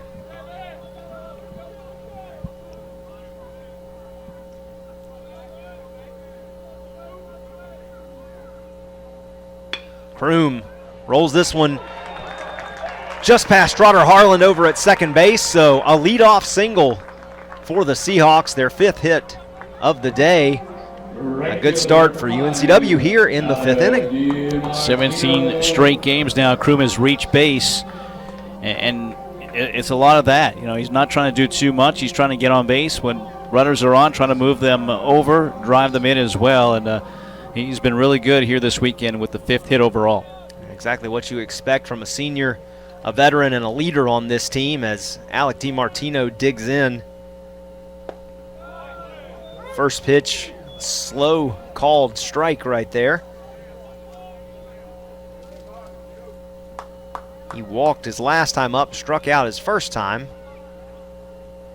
Looking for his first hit of the day. And he is going to get it. Rolls it through the gap in the left side of the infield as the shift was on. Both fielders were out of position for it. So 2 on here for UNCW with back-to-back singles in the 5th inning as you-know-who steps to plate. Yeah, somebody else, maybe this is a bunt situation, up 2-0, trying to get 2 in scoring position, but not with this guy, not with Tanner Thatch coming up. Already won a home run this weekend, the leader in the conference with 16 on the season.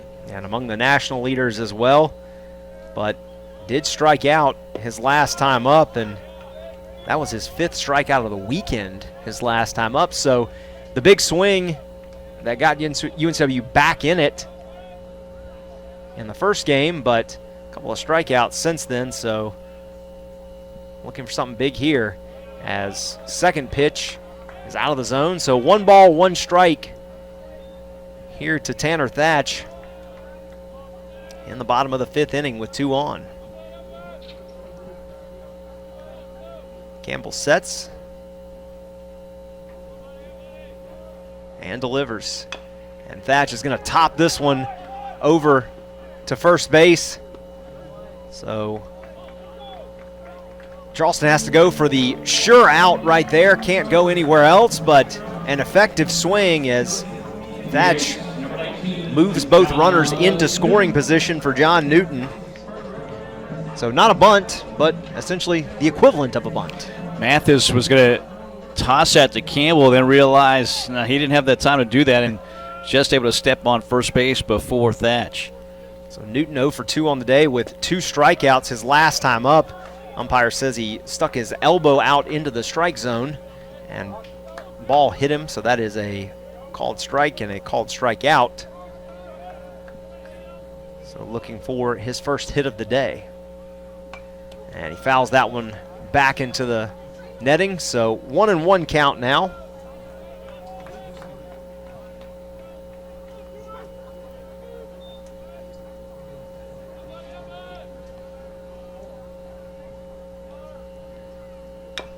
Newton going to chop this one foul over towards the Charleston dugout, so count moves to 1-2 here. Again, 2 on, 1 out for UNCW in the bottom of the 5th. It's Newton looking to help the Seahawks get some insurance runs on the board. And again, chop ball this time the other side of foul territory, down towards the right field fans over there. So count stays at 1-2.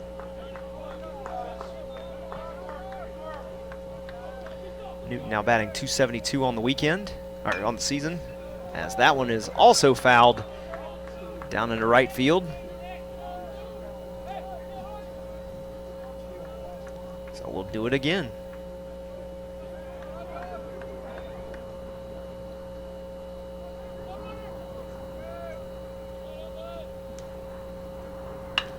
And Newton laces one back up the box, and that's going to be 2 runs. First hit of the game for him, and it's a big one. UNCW out to the 4-0 lead here in the bottom of the 5th inning on the 1-out, 2-run single by John Newton. Well, fouling off a couple of pitches until he found one he liked that he could do some damage with, and right back into center field. You said driving in 2 runs, the first time they've scored without 2 outs in an inning, and that brings Will Dorton, the pitching coach, out to visit with Campbell. And for Campbell, pitch count is getting up there. He's at 86 pitches, his season high 88, so I'm sure they're hoping he can get through this inning if possible as they just start to get some activity going in the bullpen. Yeah, it looks like he's gonna, this is just a reset moment for him, an opportunity to chat with his coach and kind of go over where things stand. But UNCW now up 4-0, 7th hit of the day as Newton with his first hit of the afternoon as Trevor Marsh comes to the plate. He got a single his first time up and a very hard hit ball to right field that almost became extra bases, if not for some great recovery by Baumhofer. And Marsh swings, and going up against the wall is Pendergrass. That ball about a foot, maybe a foot and a half shy of being a home run. Had to camp out underneath it, and aggressive base running there by Newton as he had taken off towards second base. Had to scurry back to first to avoid being doubled off. He went back there, just stood there, almost like he's going to watch it go over the wall, but he knew what he was doing and trying to deke out Newton, as you said, had to get back to first base. Nice job by Pendergrass. Pendergrass has definitely shown some prowess on the defensive side of things all weekend, covered a lot of ground and made some pretty spectacular plays as Brian Arndt digs in a double his last time up, 1 for 2 on the day. I'd certainly like another one of those here. And he's going to chop one over to third. They're going to go for the force at second, so that's the extent of the damage for UNCW, but it's a big inning as Newton's 2-run single brings home 2, and the Seahawks have that 4-0 lead. As we move to the 6th, it's UNCW baseball on Flow Sports and The Breeze. Experience what coastal living is all about in a Carolina skiff from Marine Warehouse. The high-output, lightweight Suzuki outboards are the perfect match. From fishing to cruising, in 4 inches of water to 4,000 feet, Carolina skiff boats are at home everywhere, especially when paired with the reliable, powerful Suzuki 4-stroke outboard. As things are taking longer to get, order your Carolina skiff and Suzuki outboard today. Visit Marine Warehouse Center on Market Street or marinewarehousecenter.com. Be your best self with a membership to Planet Fitness, home of the judgment-free zone. Planet Fitness's goals for members is to feel fit-tacular through exceptional PF member experiences. For just 33 cents a day, that's $10 a month, you'll build both fitness and relationships. The Wilmington area has 3 locations, including one close to campus on Kerr Avenue and also one in Shallotte. Let Planet Fitness make you a better you and have a little fun along the way. Check out Planet Fitness at planetfitness.com. Take a look right there at the upcoming schedule for UNCW baseball. Obviously, a couple of more big games coming up here. NC State, the midweek matchup, available on Flow Sports, and then homestand next weekend with Towson. Towson, of course, picked up a win over Northeastern yesterday. The Tigers starting to play some better baseball. Yeah, they were up 4-3, but now a 6-spot top of the 8th for Northeastern, and the Huskies lead 9-4, top of the 8th inning. A big 4-game stretch right there as we wind down an 8-game home stretch for UNCW, another in-state rival. But a big one here today for the Seahawks if they want to stay towards the top of those CAA standings, a chance to stay in first place, and Zane Taylor has certainly given them that opportunity. 56 pitches through the first 5 innings and just been masterful, limiting Charleston to 2 hits. He's had a 7-pitch 3rd inning and a 9-pitch 5th inning, has Taylor. So not just good, but efficient with his pitches and certainly getting the offense behind him. That'll bring up the 9-hole hitter, man, who had a big catch in center field just moments ago. Darian Pendergrass, who has swung the bat well this weekend and played some pretty spectacular defense, as first pitch he's going to face is going to be out and away for a ball.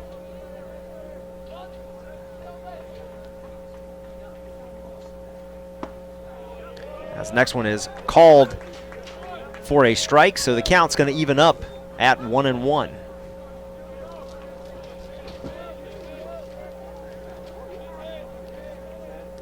Taylor delivers. This one is chopped over to Aiden Evans at second base for out number 1.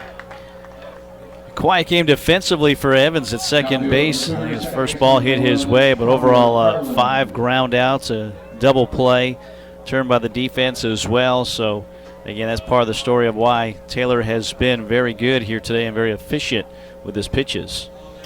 I'll bring back up the top of the lineup for Charleston and Trotter Harland. hasn't got a hit today, and first pitch he sees, he swings right through it for a first pitch strike.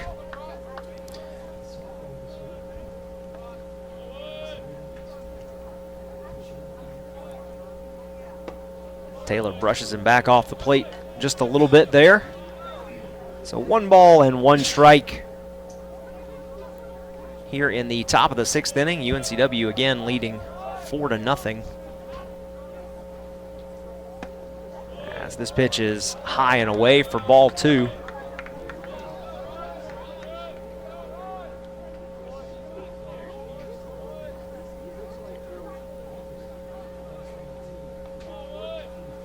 Taylor sets and delivers. This one hard hit ball just past Jones over at short, so a little 1-out single here by Trotter Harlan, his first hit of the day, as Charleston gets their 3rd hit of the ball game. Yeah, Charleston, like UNCW, really, you go back to Friday, they haven't been able to bunch anything up. 3 hits in 3 separate innings. This one with 1 out. So again, you still get a ground ball, just sharply hit, and no chance for Jones, the shortstop. I'll bring up the right fielder, Will Baumhofer, who has covered a lot of ground out there today in right field for the Cougars. First pitch he's going to see is going to be dropped in there for a strike.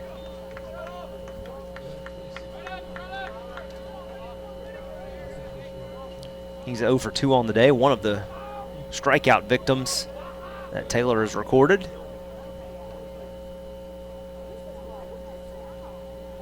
And he's going to lift this one towards left center field. Bromley Thornton tracking it down. Easy fly ball out right there as Harlan retreats back to first base. So 2 away here for the UNCW defense. Nice job by Thornton. Again, the starting left fielder. 6th start for him in left. Went back quickly, found his spot, and able to make that catch to retire Baumhofer. Which brings us to Avery Neves, the left fielder, who is 0 for 2 on the day. He's got 2 of Taylor's 4 strikeouts, both of them looking. And first pitch he's going to see is going to be high for a ball.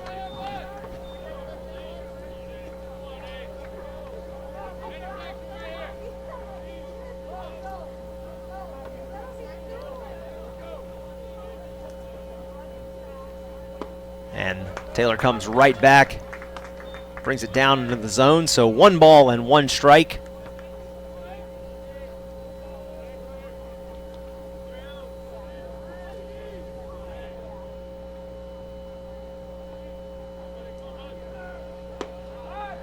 Snap throw right there, but gets out into right field. But unfortunately, on the dive back, Harlan not able to get up and advance to second base for Charleston, so no damage done right there. Yeah, that was weird. What happened there? So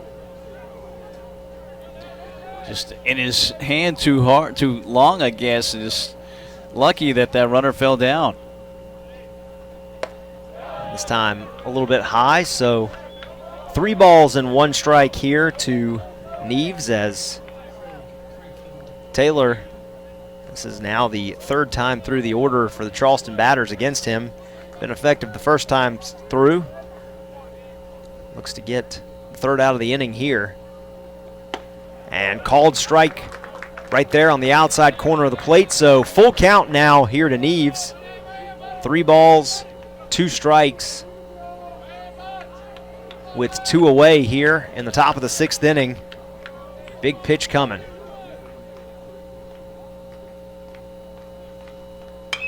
And Neves is going to foul this one off down the right side. So we'll do it again. Back to what you said, 3rd time through the lineup, and I think that's why, even though he's been pitching well, you've got Luke Craig starting to warm in the bullpen for UNCW. Especially with the depth of the bullpen, they try to avoid this, but trying to see if Taylor can get through 6. And he will do it. Big cut right there by Neves. His 3rd strikeout of the day. Taylor now has 5 of them. And UNCW getting a great outing from this young man as the Seahawks hold that 4-0 lead going into the bottom of the 6th. Looking to add on some more. It's UNCW Baseball on Flow Sports and The Breeze. Electricity flows through everything. Our movement, our passion, our drive. Can you feel it?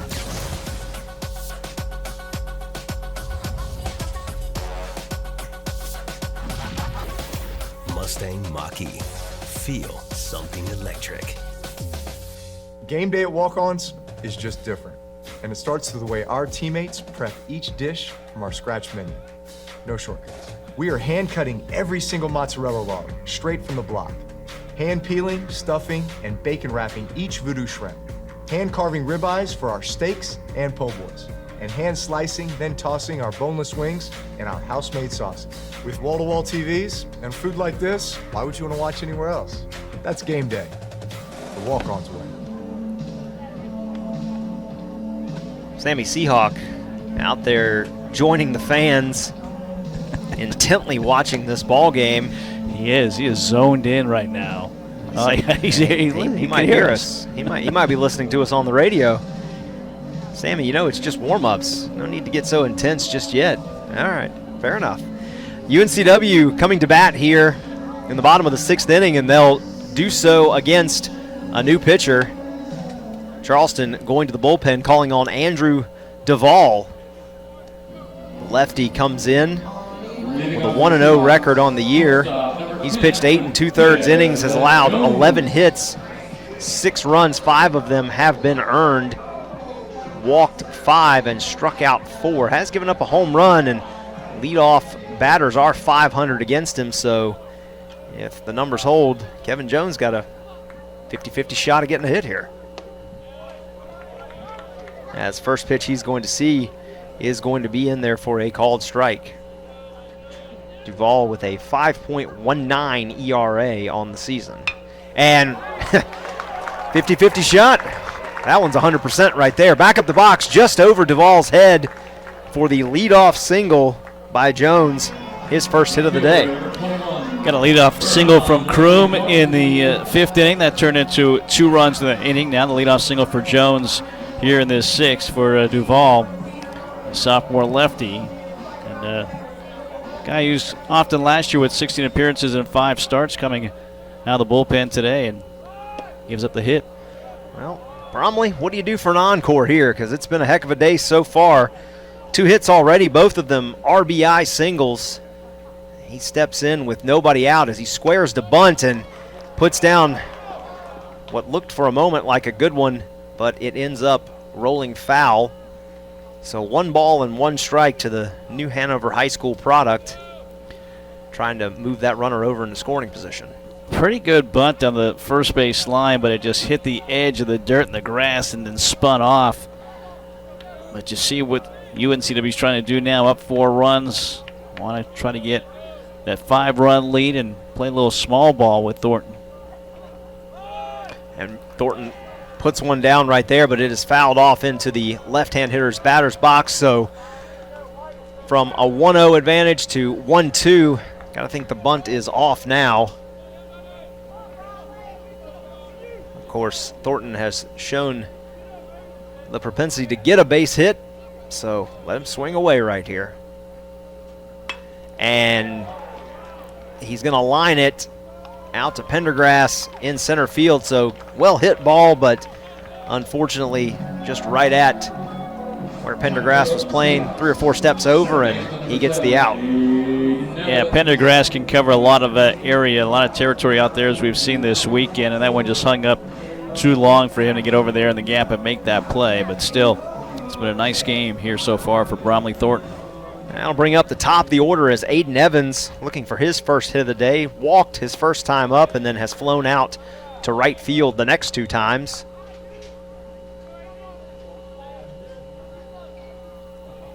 Evans takes a second pitch for a called strike, so 1-1 here with 1 away in the bottom of the 6th inning. UNCW looking to add to their 4-run advantage. And Evans going to chop that one foul over towards the Charleston dugout, so count moves to 1-2.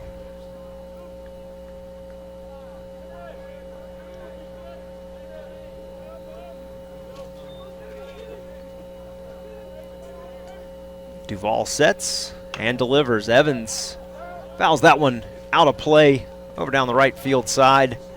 So count's going to stay at 1-2. Top of the ninth in Maryland, and Northeastern leads 9-4 now against Towson. 2 runners on with 1 out. This one is high, so 2 balls, 2 strikes. Interesting day of action in the CAA, always interesting. Especially this time of year when teams are trying to figure out where they are in the pecking order. And Evans again fouls one off to stay alive. This one back into the netting behind home plate. Coming to today, again, we mentioned earlier, Northeastern, Charleston, UNCW, all 6-2 in the standings in first place. And Evans going to lace that one into center field. Jones on his horse trying to get over to third base, and he is going to get there. So a big swing right there by the sophomore Aiden Evans. Laces one back up the box, and Jones with some aggressive base running, and UNCW got him on the corners with only 1 away. And Jones looked like a little hesitation going from second to third, but certainly has the speed to do that. And setting up another good inning here in this 6th, already up 4-0, trying to add to it. And more than that, setting up a guy who has been swinging a hot bat as of late. The senior Jack Kroom digs in, got a base hit, his first of the day and his last at bat. Fouls this one off down the left field line.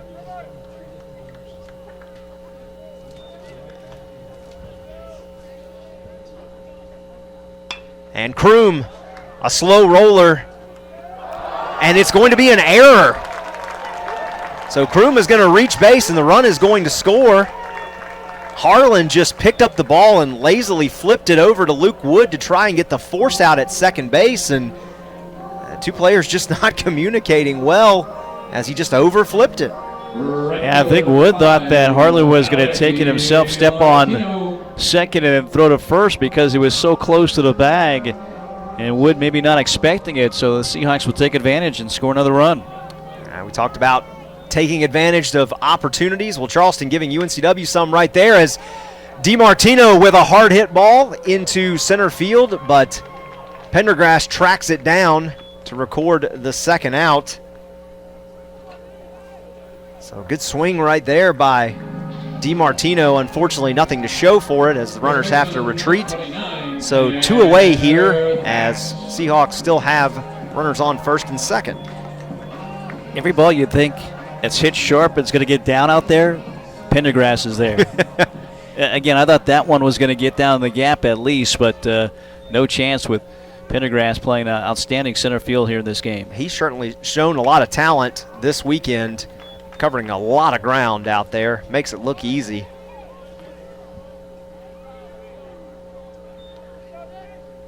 As Tanner Thatch fouls off the first pitch he sees. Next pitch is high and away. So 1 ball and 1 strike here.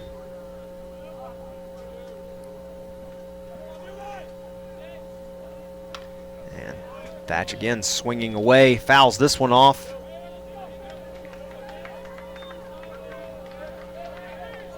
So 1 ball and 2 strikes. As Thatch lifts this one high into foul territory. And Kevin Madden, the third baseman, tracks it down. So Thatch hitless on the day, but UNCW strikes for another insurance run, now leading 5-0 as we move into the final 3 frames. Seahawks will start defensively in the top of the 7th inning. It's UNCW Baseball on Flow Sports and The Breeze. Dr. Christopher Branco of Oleander Chiropractic wants you to know that you don't have to be a UNCW athlete to be treated like one. Stop by Oleander Chiropractic on Oleander Drive in the Arboretum behind Port City, Java, and you'll get the best care in a safe, comfortable family atmosphere. Dr. Branco has 15 years experience and is the official chiropractic consultant of UNCW Athletics. Oleander Chiropractic is open Monday through Friday with morning and evening appointments available. Most insurance is accepted. For help, tips, and coupons, visit OleanderChiropractic.com. Josh Barber here for Capital Ford Lincoln of Wilmington and proud UNCW graduate. At Capital, we want to service all your automotive needs now with 2 full-service Wilmington locations, Ford on Oleander Drive and Lincoln on Market Street. We have you covered with new and pre-owned sales, vehicle maintenance and repair, mobile service, parts, and even collision repair. So come see us on Oleander Drive or Market Street for the largest selection of new Fords and Lincolns in eastern North Carolina. Or check us out online at capitalfordofwilmington.com. And remember, go Seahawks! 5-0 UNCW, top of the 7th coming up here at Brooks Field. Mike Vaccaro, Alex Riley with you. On the radio, it's The Breeze, W240 AS Wilmington, WKXB HD2 Boiling Spring Lakes with Doug Carlisle back at the station. Our thanks to our SDN crew as well, Hope Hardwick, Seth, the whole plate camera, Joy at first base, Ryan at third base, Zach on replay, and Richard on graphics. Glad you're with us here today. Also, a shout out to those that may be listening on the Sunrise Radio app as well. Plenty of ways to follow UNCW baseball this season. As we go to the 7th inning, Cole Mathis will lead off against Zane Taylor. Taylor's been really good. Third time through this lineup, but again, Luke Craig's been warming up back in the bullpen just in case. First pitch, and it's a line down the left field line. Extra bases here for Cole Mathis. Thornton will pick it up in foul territory, but it's going to be a stand-up double for Mathis leading off here in the 7th to put him at 2 for 2 today. Yeah, a little shocking that they're letting Zane Taylor go some more, but you know what? He's pitched so well and only given up now 4 hits with that one.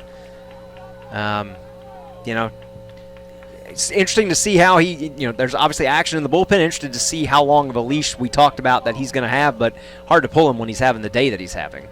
5-0 UNCW, top of the 7th inning. Cole Singsank, the designated hitter. And the pitch, bounce to the plate. 1 ball and no strikes. Yeah, not just the effectiveness, but efficient. That was pitch number 74 here in this game for Zane Taylor. 5 runs, 4 hits for UNCW. No runs on 4 hits for Charleston. Really, 5 runs on 9 hits for UNCW. So they've matched the number of hits they've had in each of the first 2 games. And really the big thing for Taylor is it's a shot of confidence. I mean, the way he's pitching right now against a team that has already locked up the series, that's got to be a huge boost for him mentally. That's hit foul past third base coach, who has to bend away for that one. 1 ball, 1 strike the count here to Singsank. Designated hitter out of Durham. 0 for 2 today with a fly out to right. Didn't reach base on the fielder's choice in the 4th. 1-1.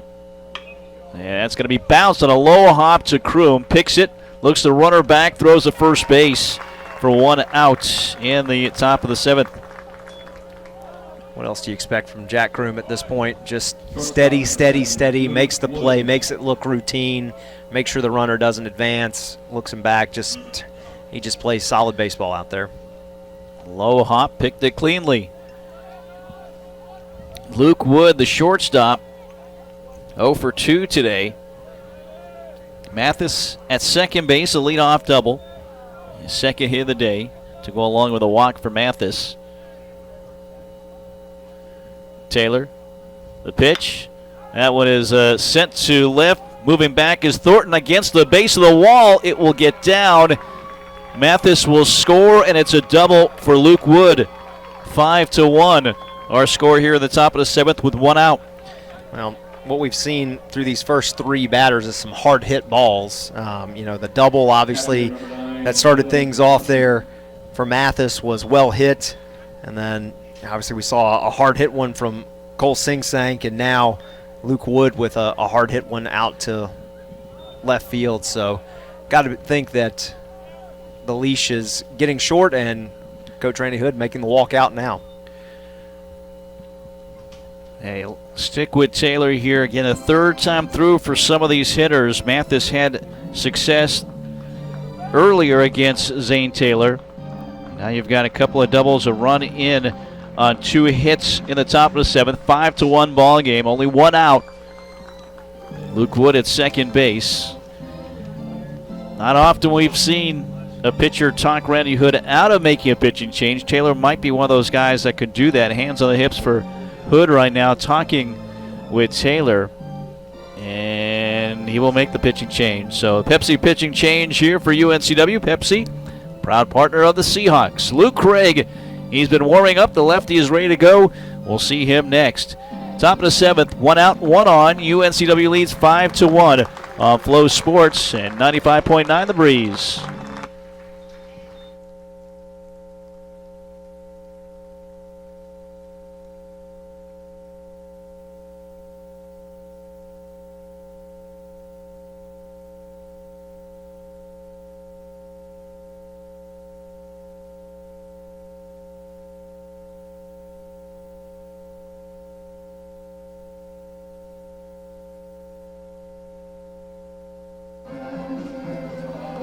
Well, Luke Craig takes over on the mound for UNCW. You see his numbers. Craig's 14th appearance, 3-0, a 2.3 ERA, 27 and a third innings, 17 hits, 7 runs all earned, 38 strikeouts and 11 walks on the season for Craig, who has been relied upon quite a bit, and he has come through for the team here this season. Craig, the lefty, first time we see him this weekend, the way things have fallen. But the last time we saw him was against Coastal Carolina on Tuesday. 3 1/3 innings. He retired all 10 batters he faced. He struck out a career-high tying 6 and got the win in relief. Again, 3-0 on the season. So Craig in a good spot here with the Seahawks up 5-1. Runner at second base.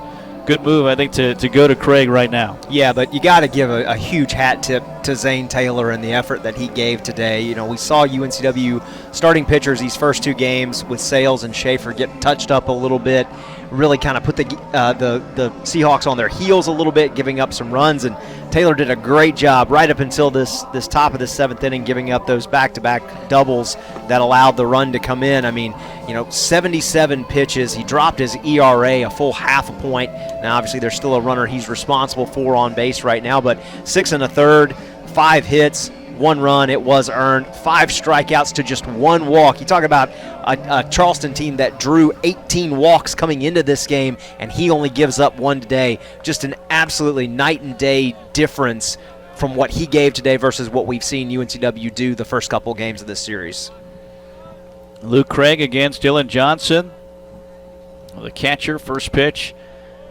Catches the outside corner. You talk about walks for Craig. Very few for him.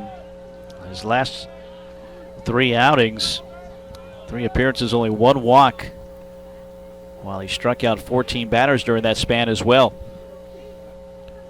0-1, fouling it back. 0-2 to Johnson. Wood at second. It started with Mathis, a double to left field.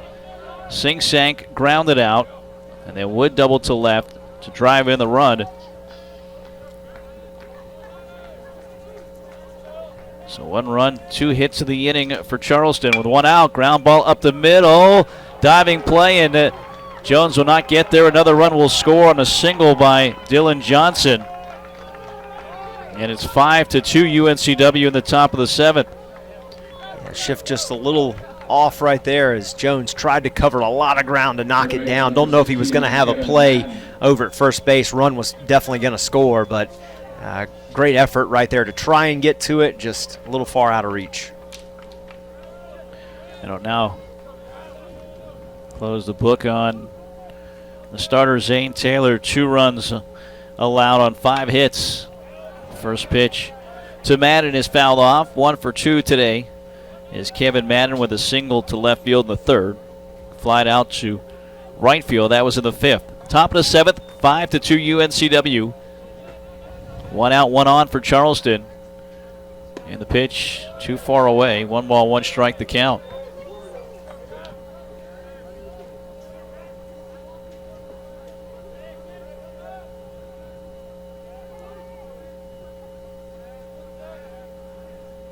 Craig the 1-1. Taken for strike 2. 1-2.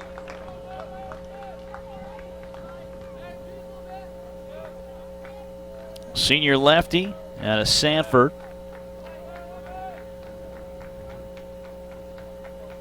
One-two pitch, chop ball left side. Backhanded by Jones. Sets his feet deep in the hole, but that'll be a hit to Madden.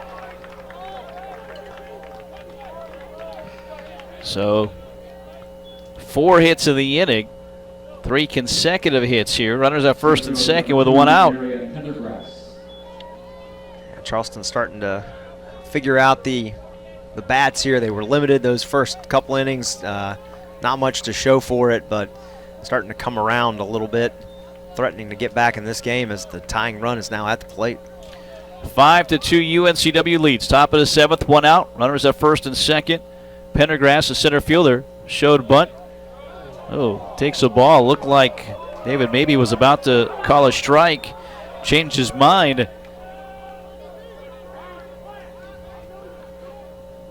1-0. The count to Pendergrass. That time, a strike taken 1-1. Pendergrass 0 for 2. Popped out to short. Grounded out to second. Seahawks would love to see a ball on the ground here. 1-1. Outside. 2-1.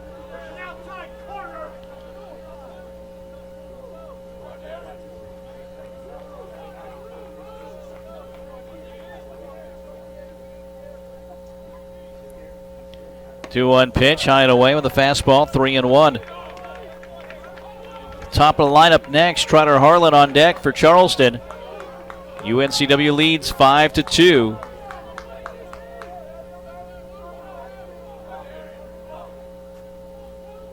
Three-one pitch, lifted to left center. Moving back to his right is Marsh. He'll make the catch. Runners off the bases, no chance to tag. There's 2 away. Little center field to center fielder. Easy second out right there.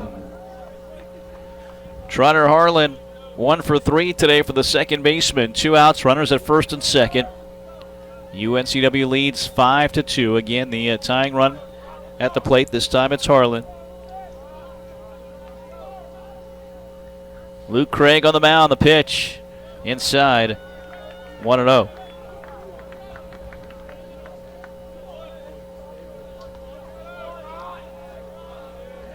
Northeastern game has gone final. They win 9-4 to win that series 2-1. At the knees here, 1-1. So the winner of this game will be in a tie with Northeastern atop the conference standings. 1-1. Hits it foul and out of play to the right side. A ball and 2 strikes.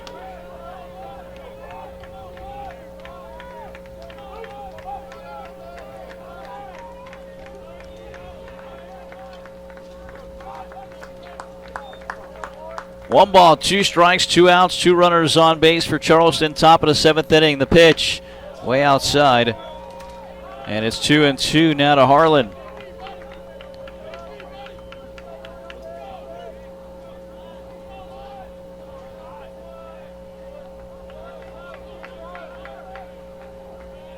Two balls, 2 strikes, 2 outs.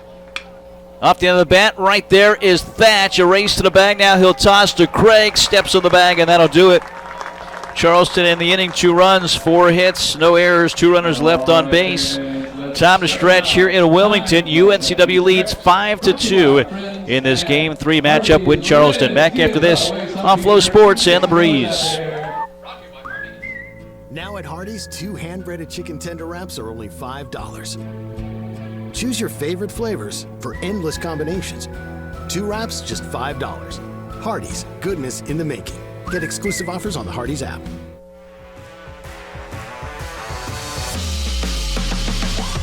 Keith Altman with Alpha Mortgage. As a former Seahawk, I know the importance of teamwork. So whether you're here at Trask Coliseum or at beautiful Brooks Field, take comfort in knowing that my team has you covered. From downtown to the suburbs to the beach. Give Alpha Mortgage a call. And go Hawks!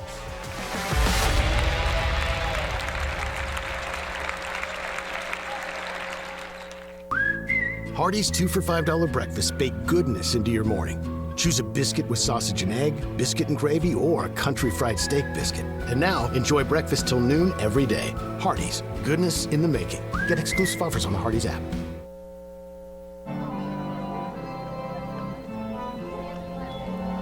Five to 2, UNCW has a lead. Bottom of the 7th coming up here at Brooks Field. Charleston has won this series. They won the first 2 games, 8-5 Friday, 12-3 yesterday. UNCW getting a Good start, quality start here today for Zane Taylor to set them up well. Also had 5 runs, 9 hits, some timely hits, 2 out RBIs here today. So the Seahawks looking a lot sharper, a lot like they did last weekend and Tuesday against Coastal. Yeah, absolutely, a very big turn from what we saw the first 2 games. Seahawks capitalizing on some opportunities and hopefully get some more insurance runs here in this inning. First pitch in the dirt to John Newton, drove in 2 with a single in the 5th inning. He's 1 for 3. Swing and a miss with the top delivery from Andrew Duvall. Sophomore from Lexington, South Carolina. Swing and a miss, 1 and 2.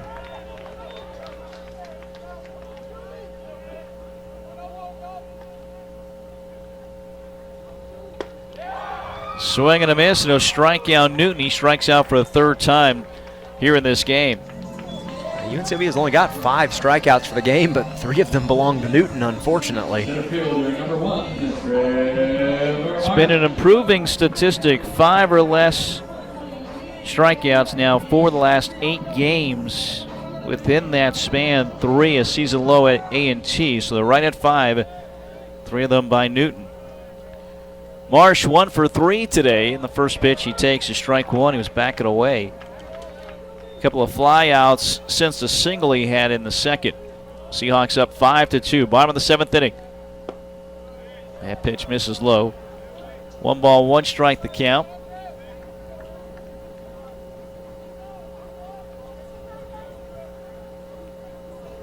Lefty delivers inside. 2-1.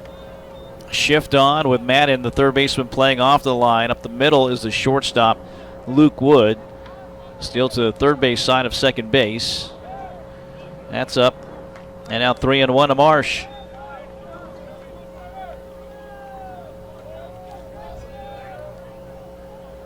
All the pitch. Breaking ball. There's a pop-up. Shallow left. Tracking it into foul territory is Madden, the third baseman. Makes the catch for the second out. 2 away, nobody on. Bottom of the 7th. Brian Arndt trying to extend this inning.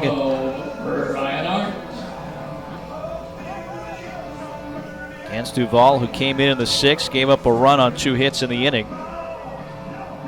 UNCW leads 5-2. 2 outs and nobody on. Bottom of the 7th now. And the first pitch drops it in for strike 1.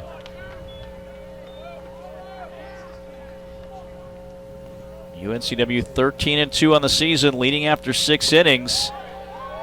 The breaking ball drops in, 0-2. The only losses, both to ECU.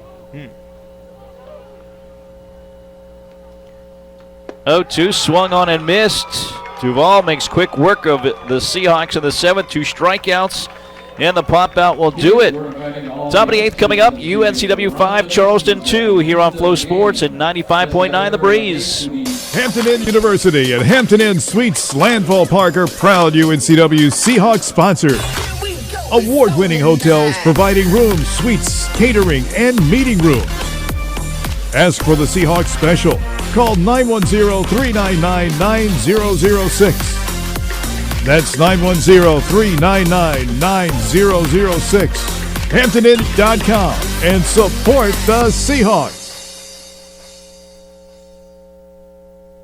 Game day at Walk-Ons is just different, and it starts with the way our teammates prep each dish from our scratch menu. No shortcuts. We are hand-cutting every single mozzarella log straight from the block, hand-peeling, stuffing, and bacon wrapping each voodoo shrimp, hand-carving ribeyes for our steaks and po' boys, and hand-slicing, then tossing our boneless wings and our house-made sauces. With wall-to-wall TVs and food like this, why would you want to watch anywhere else? That's game day. The Walk-Ons way.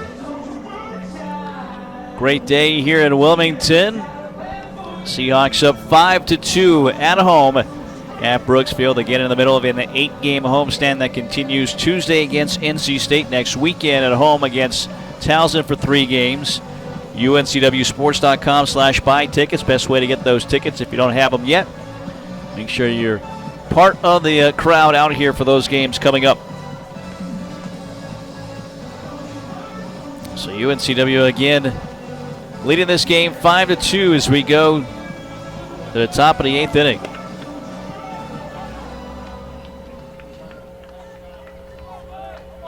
Leading up for the Cougars, right fielder number 42, Will Baumhofer. Will Baumhofer will lead off. 0 for 3 today.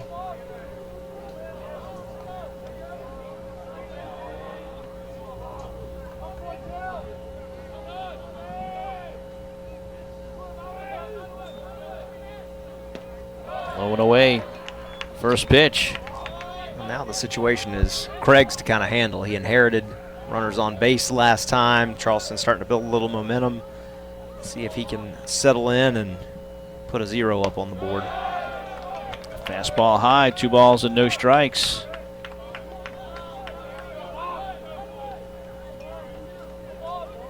Baumhofer, Neves, and Mathis.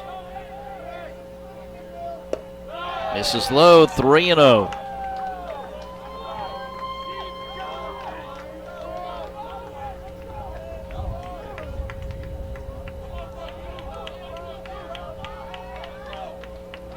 Lou Craig. 3-0 pitch, finds a spot there, 3-1.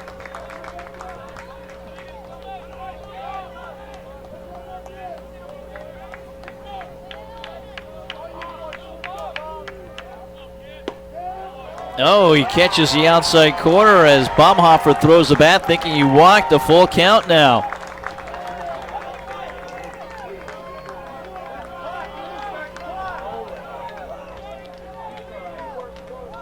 If you're Baumhofer, you got to be swinging here. Yeah, he certainly doesn't have much of a choice. Craig set, 3-2 pitch. Ground ball right side. Evans, second baseman there, throws over to first base, retires Baumhofer as Craig battles back and retires the leadoff batter. Yeah, good job right there of making the most of that pitch that was called a strike, coming back and taking care of the batter. That's a moment that maybe would have bit the Seahawks the previous 2 games, but they capitalized on it right there.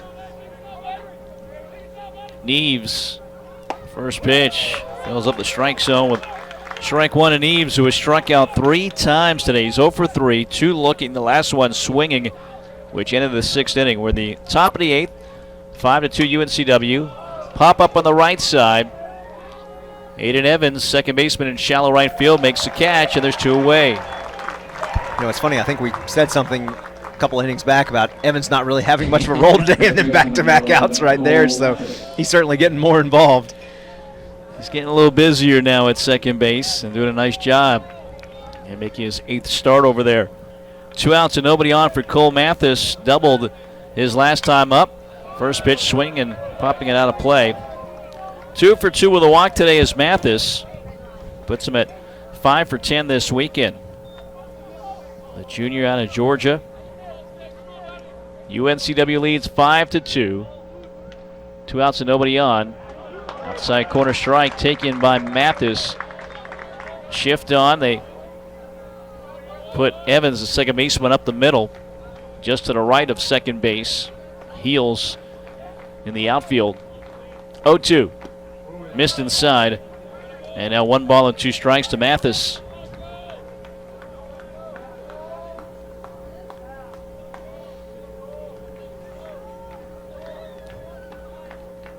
Luke Craig looking for a 1-2-3 inning here in the 8th. Misses away, 2 balls and 2 strikes. Been 2 1-2-3 innings in this game for Charleston in the top of the 1st and the 5th. Now time is called by Mathis. Something in his eye, steps away from the plate. 2 balls, 2 strikes, 2 outs.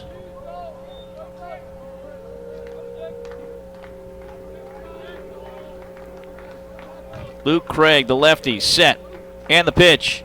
Swung on and missed. The strikeout of Mathis, a 1-2-3 on the mound for Luke Craig. We go to the bottom of the 8th inning. UNCW 5, Charleston 2. Back with the bottom 8th next here on Flow Sports and 95.9 The Breeze.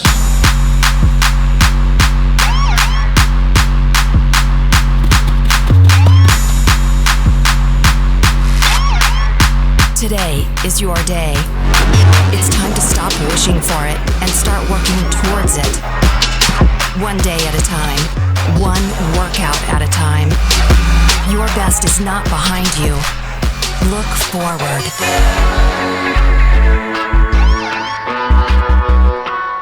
Hi, I'm Morgan Matthews. Check out Matthews Motors in Wilmington. We have lots of inventory with easy online shopping on the new website, a home test drive and delivery program, a certified pre-owned warranty program, lifetime powertrain warranties, a new truck center, and ASE certified technicians that will keep you on the road. We are family owned and operated, so come check us out and become a member of the Matthews Motors family today.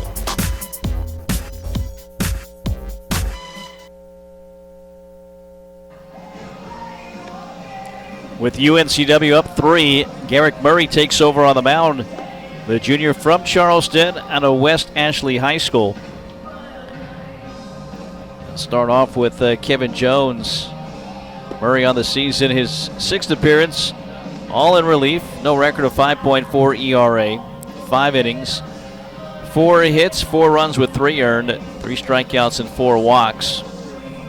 First time we see Murray here this weekend from Florence Darlington Tech. Another one of those guys. 8 stingers, or the Stingers. He helped them to a 99 and a 26 record through 2022 and 23 with the Stingers. While we wait on this inning to start, hat tip to the UNCW softball team. Picked up the sweep today of Charleston. They're across the field over here playing and bounced back from that Hofstra sweep last weekend to get another conference sweep this weekend and improved 11-4 in league play and stay firmly entrenched in 2nd in the CAA standings. Chop up the middle on the second pitch that Jones sees, and he comes up with his 2nd hit. He's been on base 3 times, 2 hits and a hit by pitch. Yeah, alumni weekend at softball too, so nice to see that bounce back series. Ashley Way, the head coach, has them going in the right direction. Softball championship here this year, so important for them to make that field as the baseball championship is here. And they got a big midweek win this week too with North Carolina. Yes. Been a big week for the softball program over there. Big game for Thornton. He squares a bunt. Pitch outside. Madden was charging all the way down from 3rd. Steps away from Thornton as that pitch came in. Thornton 2 for 3, 2 RBI singles in the 2nd and again in the 4th. Getting the starting nod in left field. Squares a bunt, and that's a protective bunt as he bunts it foul. 1 ball, 1 strike. Last time up in the 6th, he tried to bunt. First initial good bunt that rolled off the grass and went foul. Eventually flied out to center field. 5-2 UNCW, bottom of the 8th inning. Jones at first, and the pitch, high, 2-1.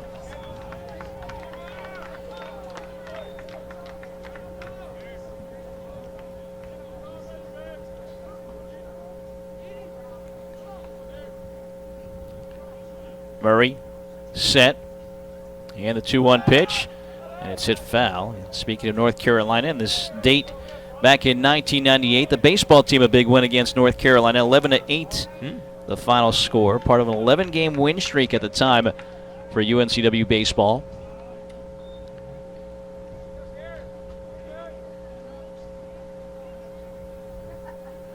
Two low. That'll fill up the count now to Thornton. Overall 3 hits, 3 for 4 this weekend. Yeah, he's come on and done a great job of taking advantage of the chances he's been given today with the start. This pitch is high and a walk. They sent the runner, but it'll be a walking man's, or Matthews Motors walk, the walking man's and woman's friend. Now the order for the Seahawks, Second baseman, number 7. Top of the lineup, Aiden Evans. He singled up the middle his last time up in the 6th inning. Officially 1 for 3 today. Nobody out, 2 runners on. Bottom of the 8th inning, UNCW leads 5-2. Murray low with the first pitch.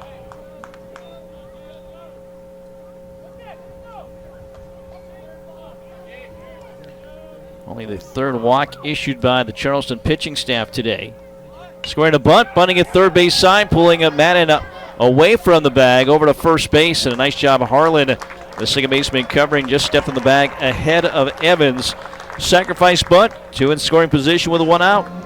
Yeah, and that play could have been a lot more interesting than it was. Third baseman Madden actually held the ball a little bit. Looked like pitcher might have gotten almost in his line of throw there for a split second and had to pause. And a good job right there by Harlan to cover the bag. He actually had to look down on it just to make sure his foot was there, so avoided the disaster. Kroom with the infield in, takes the first pitch for a strike. The infield in and a slight shift as well to the right side. 5-2 UNCW, 1 out, 2 in scoring position. Kroom looking for another big hit. Fly ball to center field. Pendergrass is there. He'll make the catch, but that'll score a run as the throw goes to second. So a sacrifice fly, another RBI today, 2 of them for Jack Kroom, and it's 6-2 UNCW.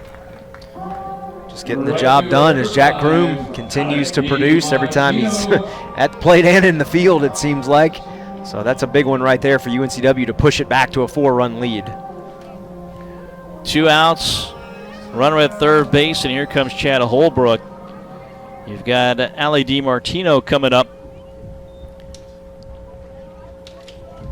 We'll see if we're going to have a Pepsi pitching change. There's been more activity in the bullpen. The righty and the lefty both warming up. You've got DiMartino, a righty here, followed by the lefty Thatch. It will be the righty coming in as Chad Holbrook signals down to the bullpen. So a Pepsi pitching change.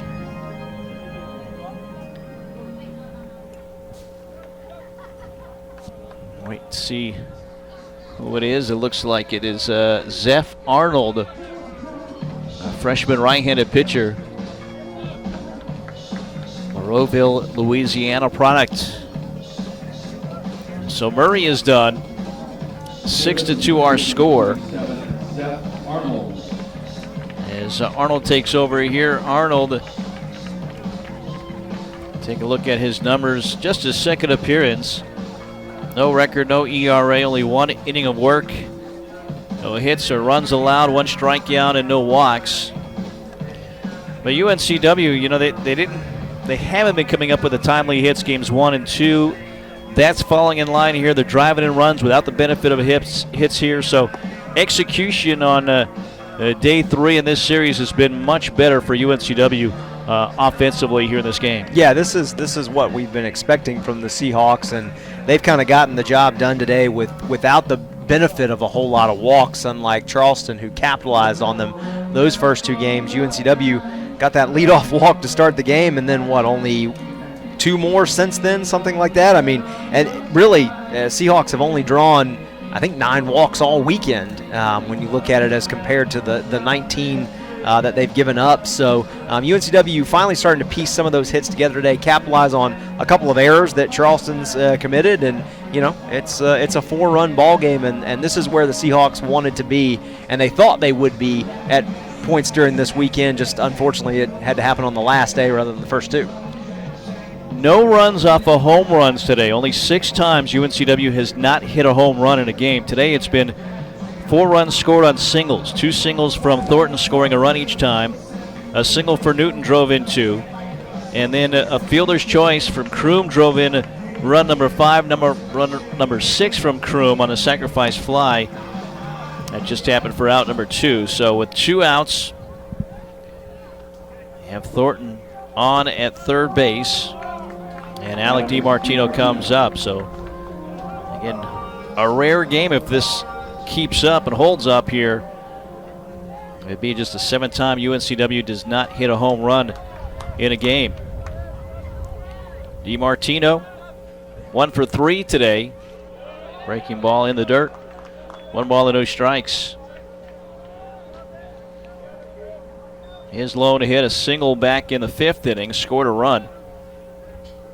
Thornton at third. 1-0. Drops in the breaking ball. 1 ball, 1 strike the count.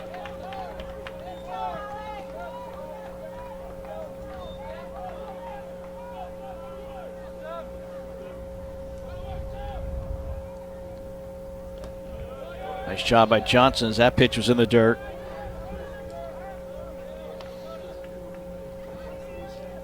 Two and one now the count to DiMartino.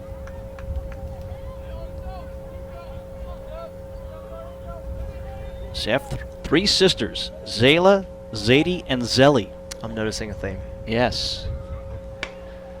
Fly ball, shallow center, backpedaling is Trotter Harlan, the second baseman, as it drifts to right. He makes the catch, and that'll do it for UNCW. They get a run on a hit, no errors, and leave a man. We go to the top of the 9th. UNCW leads 6-2 here on Flow Sports and the Breeze. Experience what coastal living is all about in a Carolina skiff from Marine Warehouse. The high-output, lightweight Suzuki outboards are the perfect match. From fishing to cruising, in 4 inches of water to 4,000 feet, Carolina skiff boats are at home everywhere, especially when paired with the reliable, powerful Suzuki 4-stroke outboard. As things are taking longer to get, order your Carolina skiff and Suzuki outboard today. Visit Marine Warehouse Center on Market Street or marinewarehousecenter.com. Be your best self with a membership to Planet Fitness, home of the judgment-free zone. Planet Fitness's goals for members is to feel fit-tacular through exceptional PF member experiences. For just 33 cents a day, that's $10 a month, you'll build both fitness and relationships. The Wilmington area has 3 locations, including one close to campus on Kerr Avenue and also one in Shallotte. Let Planet Fitness make you a better you and have a little fun along the way. Check out Planet Fitness at planetfitness.com. 6-2 UNCW leads. We go to the top of the 9th here at Brooks Field. Luke Craig, who came in the 7th, stays on the mound here. He's retired the last 4 batters he's faced. Actually, the last 5 batters he's faced, including retiring the side in order in the 8th inning. UNCW College of Charleston. College of Charleston, the oldest school in South Carolina. It is. 13th oldest in the U.S. It is. You know the oldest? William & Mary. Harvard. William & Mary is the second oldest. Second oldest, okay. Fooled you there. See, you Right. thought I was going CAA. I wasn't. That's interesting that 2 of the oldest are in the same conference, though. Cole Sinkshank. First pitch in there, first strike. Yeah, it's been around a while. Division I in baseball since 1991 for this program. Foul ball on the breaking pitch. 0-2 the count to Sinkshank, who is 0 for 3 today.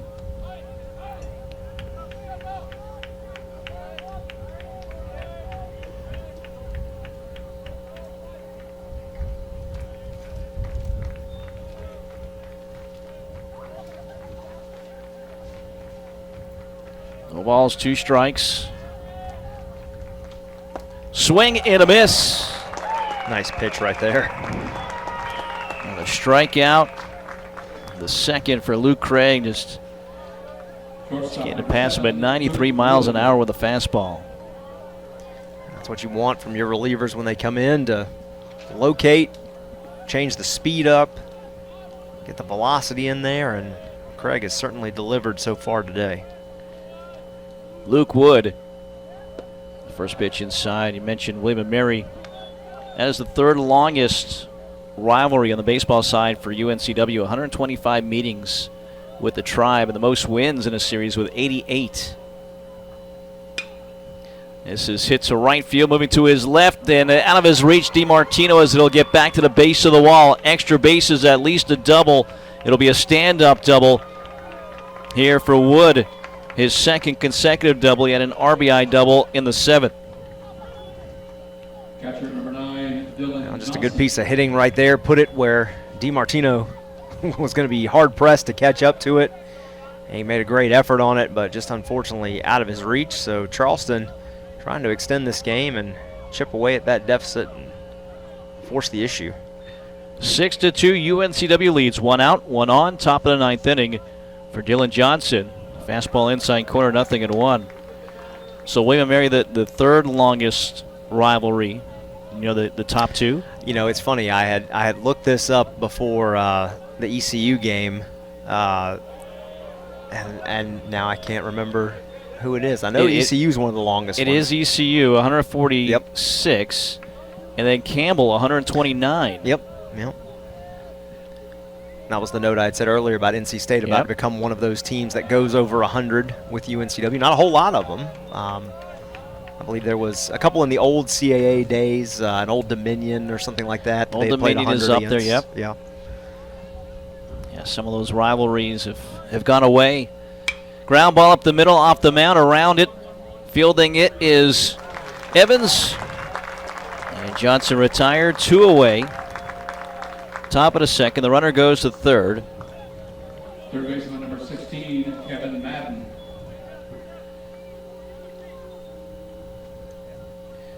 I'll bring up third baseman Kevin Madden.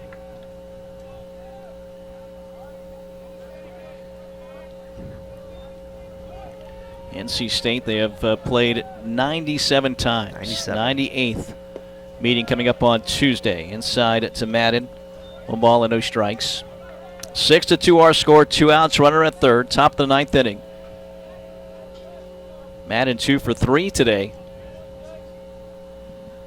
And the pitch, inside corner, 1-1.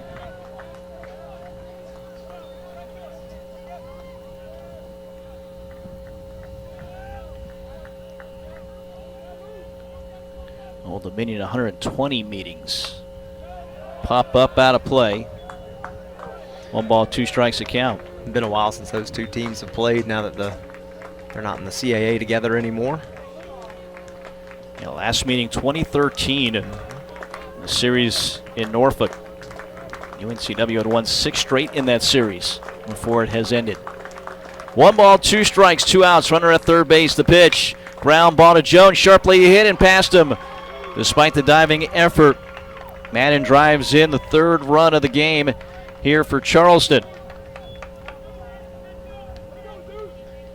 A couple of good pieces of hitting right here for Charleston late in the ball game to at least make it a little interesting. Still a 3-run advantage for the Seahawks. That run they picked up in the bottom half of the 8th. Crucial now to keep it a 3-run game instead of a 2-run game. But 1 out away from getting out of here with a win. Pendergrass. And the first pitch, breaking ball, drops it in, 0-1. Pendergrass hitless after going 4 for 8 the first 2 games combined. 0-1 outside, 1 ball, 1 strike. But the defense has been outstanding for the center fielder out of Hartsville, South Carolina. Spartanburg Methodist Junior College product is Pendergrass. Foul tips it. 1 ball, 2 strikes. 2 outs with a run in. UNCW leads 6-3, trying to salvage the weekend series and go into first place tie with Northeastern in the conference standings. The pitch, ground ball to Jones, should do it. The toss to second, they'll force out Madden, and that will do it. So UNCW able to come through and get game 3 of the weekend series. They lose the series, but they remain in first place in the conference standings along with Northeastern. Both teams in the standings now at 7-2 in the CAA. 6-3 final score. We'll step aside, and when we get back, we'll break this one down with our walk-ons clubhouse report. Again, the Seahawks winners in game 3 over Charleston. 6-3 the final score right here on Flow Sports and 95.9 The Breeze. Unlock your career potential with the Cameron School of Business at UNCW. Our flexible graduate programs offer rolling admissions, applied learning opportunities, and tailored career support. Whether you're interested in our master's program in business analytics, finance, supply chain management, accountancy, computer science and information systems, or our highly regarded MBA program, we have the right degree for you. Apply today. Hampton Inn University and Hampton Inn Suites Landfall Park are proud UNCW Seahawks sponsors. Award-winning hotels providing rooms, suites, catering, and meeting rooms. Ask for the Seahawks special. Call 910-399-9006. That's 910-399-9006. HamptonInn.com and support the Seahawks. It's bow time. What's that? The Bojangler from Bojangles. The same bold flavor as their chicken? The same. And fries? The same. Not the same. The Bojangler's back. Hook one while you can. It's bow time. Yourself? I'm just being myself, cool as can be. It's so easy. Get out your own way. Hi, my name is Dr. Claude Jarrett with Wilmington Health Orthopedics and Sports Medicine here on UNCW's campus for your Medical Minute. Here in Wilmington, we're lucky enough to have the ability to enjoy a lot of outdoor sports and activities, such as our lovely beaches. One of the more common injuries that we see this time of year are biceps tendon ruptures. The bicep tendon ruptures typically with eccentric load with heavy lifting by flexing the elbow. One of the best ways to prevent this type of injury is make sure you're lifting in a correct manner, using more legs, less arms. With Wilmington Health Orthopedics and Sports Medicine, our job is to help patients avoid long lines and expensive costs of the emergency room. We're able to tackle many orthopedic injuries, such as acute traumas, fractures, and sprains.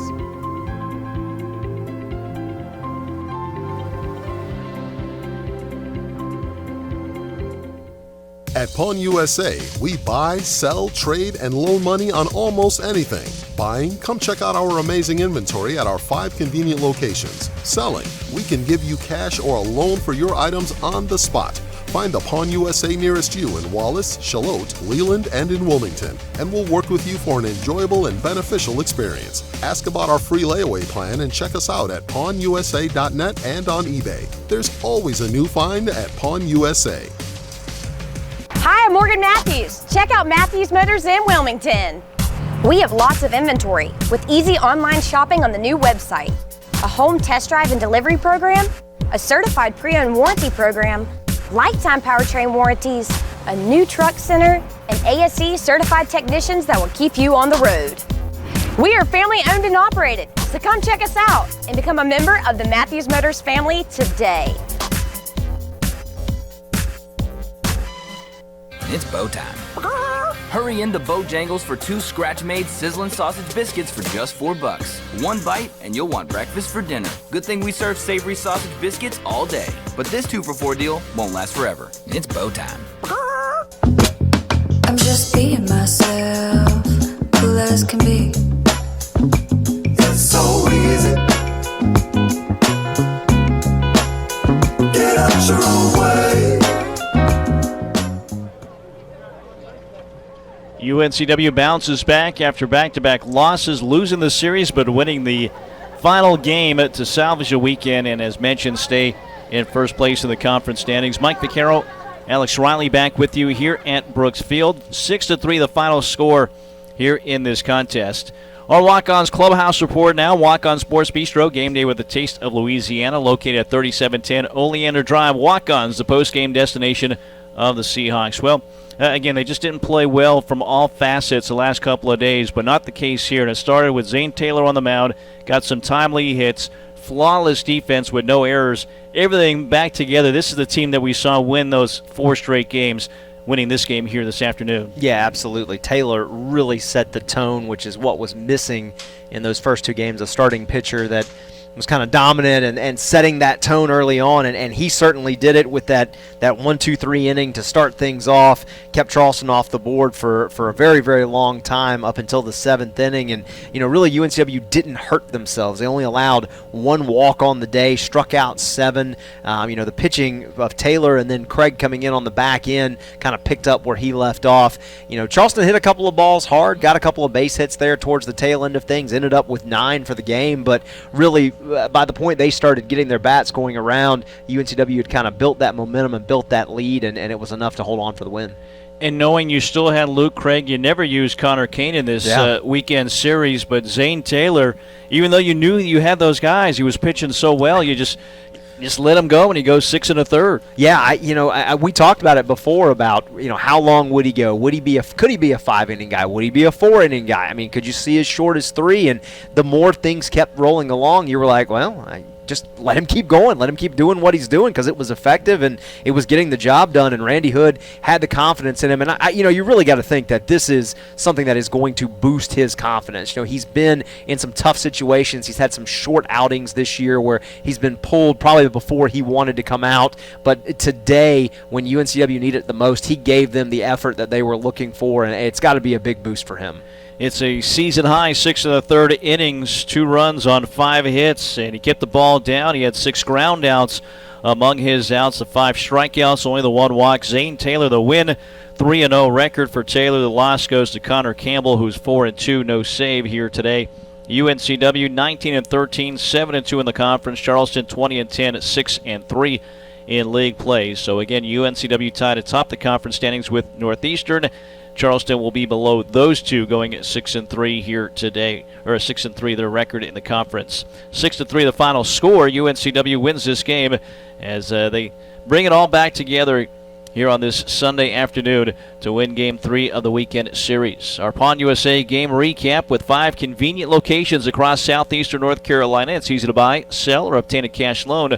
Find the Pawn USA closest to you at pawnusa.net. All-Star Flags, All-Star of the game, and a couple of choices. I'm going to let you choose here, but I'm going to throw out Jack Kroom, 1 for 4, drove in 2, continues on reaching base safely now in 17 straight games. John Newton drives in 2 with a hit. How about the bottom of the lineup? Kevin Jones, 2 for 3, scores twice, and Bromley Thornton, 2 for 3 with 2 RBIs early in this game as well. What say you, Mr. Riley? It was a toss-up for me between Taylor setting the tone on the pitching side, which was fantastic and UNCW really needed, but Bromley Thornton with the situation that he got put in today after being called on to pinch hit in the last game, not playing, and then all of a sudden being put in the lineup today, his first 2 hits resulting in UNCW's first 2 runs. I think that's just a big spot for this young man. He came up really, really clutch, had a couple of nice catches out in left field too, tracked some balls down. So, Coach Randy Hood, who I know is standing over here next to me right now waiting to talk, a smart move today, putting him out there, and he certainly produced and gave you what you want when you make those substitutions. He stepped up and did a big role today. Gives us a thumbs up on that choice as well. Bromley Thornton, our All-Star Flags, All-Star of the game. Visit our showroom, browse through our selection of U.S., state, military, sports, and international flags. Check us out online at allstarflags.com. All-Star Flags, quality in every star. We'll take a break. Randy Hood joins us next. Seahawks winners 6-3 final score here this Game 3 with College of Charleston here on Flow Sports and The Breeze. Kennedy's Real Estate Service is your local company for all your residential, brokerage, management, and appraisal needs in the Wilmington and New Hanover County area. Tim is not only a UNCW alumni, he has been your friendly broker since 1994 and providing residential appraisal since 1997. Give him a call, 910-799-1068, or visit him on the web at kennedyres.com. The Ogden Tap Room opened its doors in the summer of 2013. The goal? Create a family-friendly restaurant and bar where the locals gather to eat, drink, and celebrate special occasions. 5 years later, it's just that. We open daily for lunch and dinner, and the bar is well known for its state-of-the-art draft system. We also have a wonderful patio that's perfect for live music and events. Come join us at the Ogden Tap Room. We'd love to share our great food, drinks, and service with you. 6-3 final score. UNCW gets the win here. Game 3 of the weekend series with College of Charleston. Randy Hood joins us now for our Alpha Mortgage Coach's Corner. And, Coach, it seemed like a game where you made all the right moves, starting with Bromley Thornton in left field. Zane Taylor gives you a great start. Luke Craig out of the bullpen. Your thoughts on a game like this, which seemed to mirror more the 4 games during that winning streak that this team had? Yeah, just, really good bounce back today after the previous 2 games. I mean, again, I'm very happy the way we played today and how we came back. Just overall disappointed on how we played Friday and Saturday. And at some point I'll forget it and move on, but you don't ever get those games back. And like I said from the get-go, thought the last 2.5 weeks we've been playing really well. Played great Tuesday night. You figure rolling in here we would just, be a little bit better than we were Friday and Saturday, but that's behind us now. We got to build off of what we did today. But really proud of the guys, and it starts on the mound. We got a good start. Zane threw strikes, played defense behind him, and then we got some really timely hits early. We're able to add a few here and there and then kind of hang on there at the end. I'll tell you what, they don't quit. They showed all weekend that their guys are going to put the ball in play and battle, and they don't have a lot of overpowering stuff by any means on the mound, but they throw strikes, and they're going to keep winning baseball games, and hopefully we'll both be here at the end of the month. Zane Taylor, 77 pitches to get through 6 1/3. That got him the third time through in the lineup that started to as well. He was pitching so well. Were you thinking about taking him out before that third time through? No, I mean, we were watching, but if you paid attention, which I know y'all guys were, but on field level down there, all those pitches in that 7th inning were up.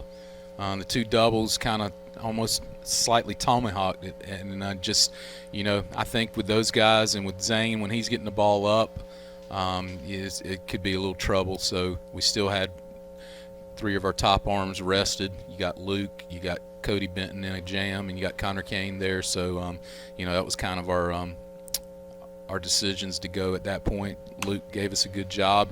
Maybe didn't dominate like he did last Tuesday, but got enough outs and did what we need to kind of hang on there. Taylor tried to convince you to keep him in at that spot? No. It was a long discussion, it seemed like, out there. No, what he actually said is as soon as I walked out there, he goes, at least I got through the 2nd inning this time. And I goes, well, I guess that means you're ready to go. He goes, no, really? I mean, can I say something? I go, no, you've already told me. You were happy where you're at. But, no, it's just, like I said, Kelly and myself just felt like, when he starts getting the ball up and, we've got guys that are fresh that can get people out. We mentioned top of the broadcast, and you and I talked that, hey, despite the way Friday and Saturday went, a win here keeps you in first place. And, you look to the previous sweeps that kind of give you a little bit of room. Not that you want to lose those games, but, the previous sweeps maybe set you up for where you're at right now. Yeah, I mean, when you win 3 games on a weekend, you're adding about a game, maybe a game and a half on most of the league. And so that's given us a little bit of leeway, even if, and again, we didn't, but even if we lost today, it's basically a 6-3 record means you won 3 series, basically 2 out of 3. But I'm glad we stayed where we're at. I still got that little bad taste in my mouth of just I don't know why we didn't play better Friday and Saturday. We've got to learn from it. I want us to be hungry. I don't want us to take any day for granted, and we got to be better. But I'm just proud of the way the guys bounced back today. Play like this today, leading into a Tuesday meeting with NC State, you got to feel a lot better where you sit with that being the case. Yeah, I mean, hopefully, we'll have another good crowd here, and I thought the crowds this weekend, even after yesterday's debacle, guys showed back up, and that was great. And, I'm sure we'll have a good crowd Tuesday night, and hopefully we'll get out there, get another good start from Ryan Calvert, and then, get another win, hopefully, and then roll into the conference weekend with Towson, which, I don't know what they ended up doing today, but, they beat Northeastern yesterday. So anybody in our league can beat anybody on any given day if you don't come to play. Yeah, Northeastern eventually came back in that game. So it's UNCW Northeastern tied at 7-2 atop the conference standings, and the preseason 1-2, kind of what you expect, even 3 weeks into the conference season. Coach, congratulations. We'll talk to you Tuesday as the Seahawks try to keep the momentum going against NC State on Tuesday night. All right, Mike. Appreciate it. Thanks for all the people that came out this weekend. That is Randy Hood, head coach of the Seahawks, Alpha Mortgage Coaches Corner. Make your house a home. Get pre-qualified to purchase your next home or refinance today. Call UNCW alum Heath Altman at 910-512-1220. That's 910-512-1220. Back to wrap things up next here at Brooksfield. The Seahawks winners 6-3 final score here on Flow Sports and The Breeze. All-Star Flags is the Cape Fear source for all of your flag-related needs with high-quality American-made flags and poles. We also specialize in custom flags and banners, including the championship banners hanging within Trask Coliseum. All-Star Flags offers full-service installation on flagpoles, both residential and commercial. Visit our showroom and browse through our selection of U.S., state, military, sports, and international flags. Or check us out online at allstarflags.com. All-Star Flags, quality in every star.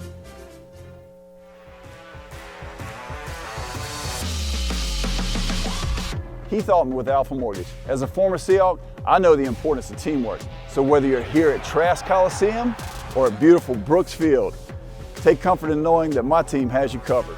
From downtown to the suburbs to the beach. Give Alpha Mortgage a call. And go Hawks!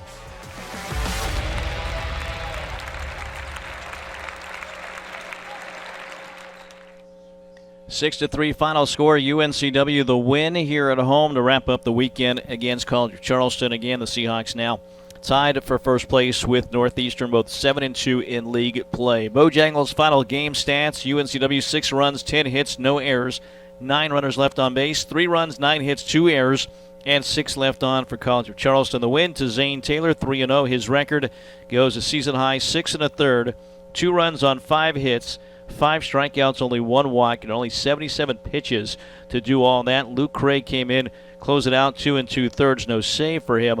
The loss goes to Connor Campbell, his second of the year now, 4-2, the record for Campbell on the season. UNCW, I mentioned the 10 hits, multiple hits at the bottom of the lineup, a combined 4 for 6 with 2 RBIs for Kevin Jones and Bromley Thornton. Jones scored and drove in the first 2 runs of this ball game, and did a great job defensively in left field as well, as the Seahawks able to get this win to salvage the weekend series. Download the Bojangles app today for exclusive offers and the easiest way to skip the line with Bo to go. It's Bo time. Well, UNCW, again, everything came back together here this afternoon, Alex, and we saw the team that we saw during the 4-game win streak last week against A&T, Tuesday against Coastal Carolina. Gives you some momentum, certainly going into another big matchup midweek Tuesday against NC State now. Yeah, you got to look at. You hate at this point in the season to look at big picture things, but if you're looking at big picture things, yeah, you lost the series, but look at the standings. You're still in first place. You've got to win. You've got another in-state rival coming into town this week. You've got another home series this weekend. As much as you squandered a little bit of that momentum with the 2 losses to start this series, you got to think maybe you picked a little bit of it back up today. Just carry it over into next week and get things going again. And next thing you know, you might be on a 5-game win streak and things feel good again, and you're back right where you were before. So Seahawks needed this one today, couldn't afford to drop another one.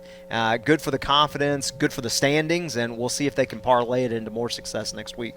So Tuesday it's NC State, then a weekend series with Towson, and Towson's had some surprising wins in league play themselves, so no pushover there, but the Seahawks are at home and a chance to take advantage of being at home during this 8-game home stand. So again, next up for UNCW will be Tuesday against NC State. That game 6 o'clock, 5:45 our airtime.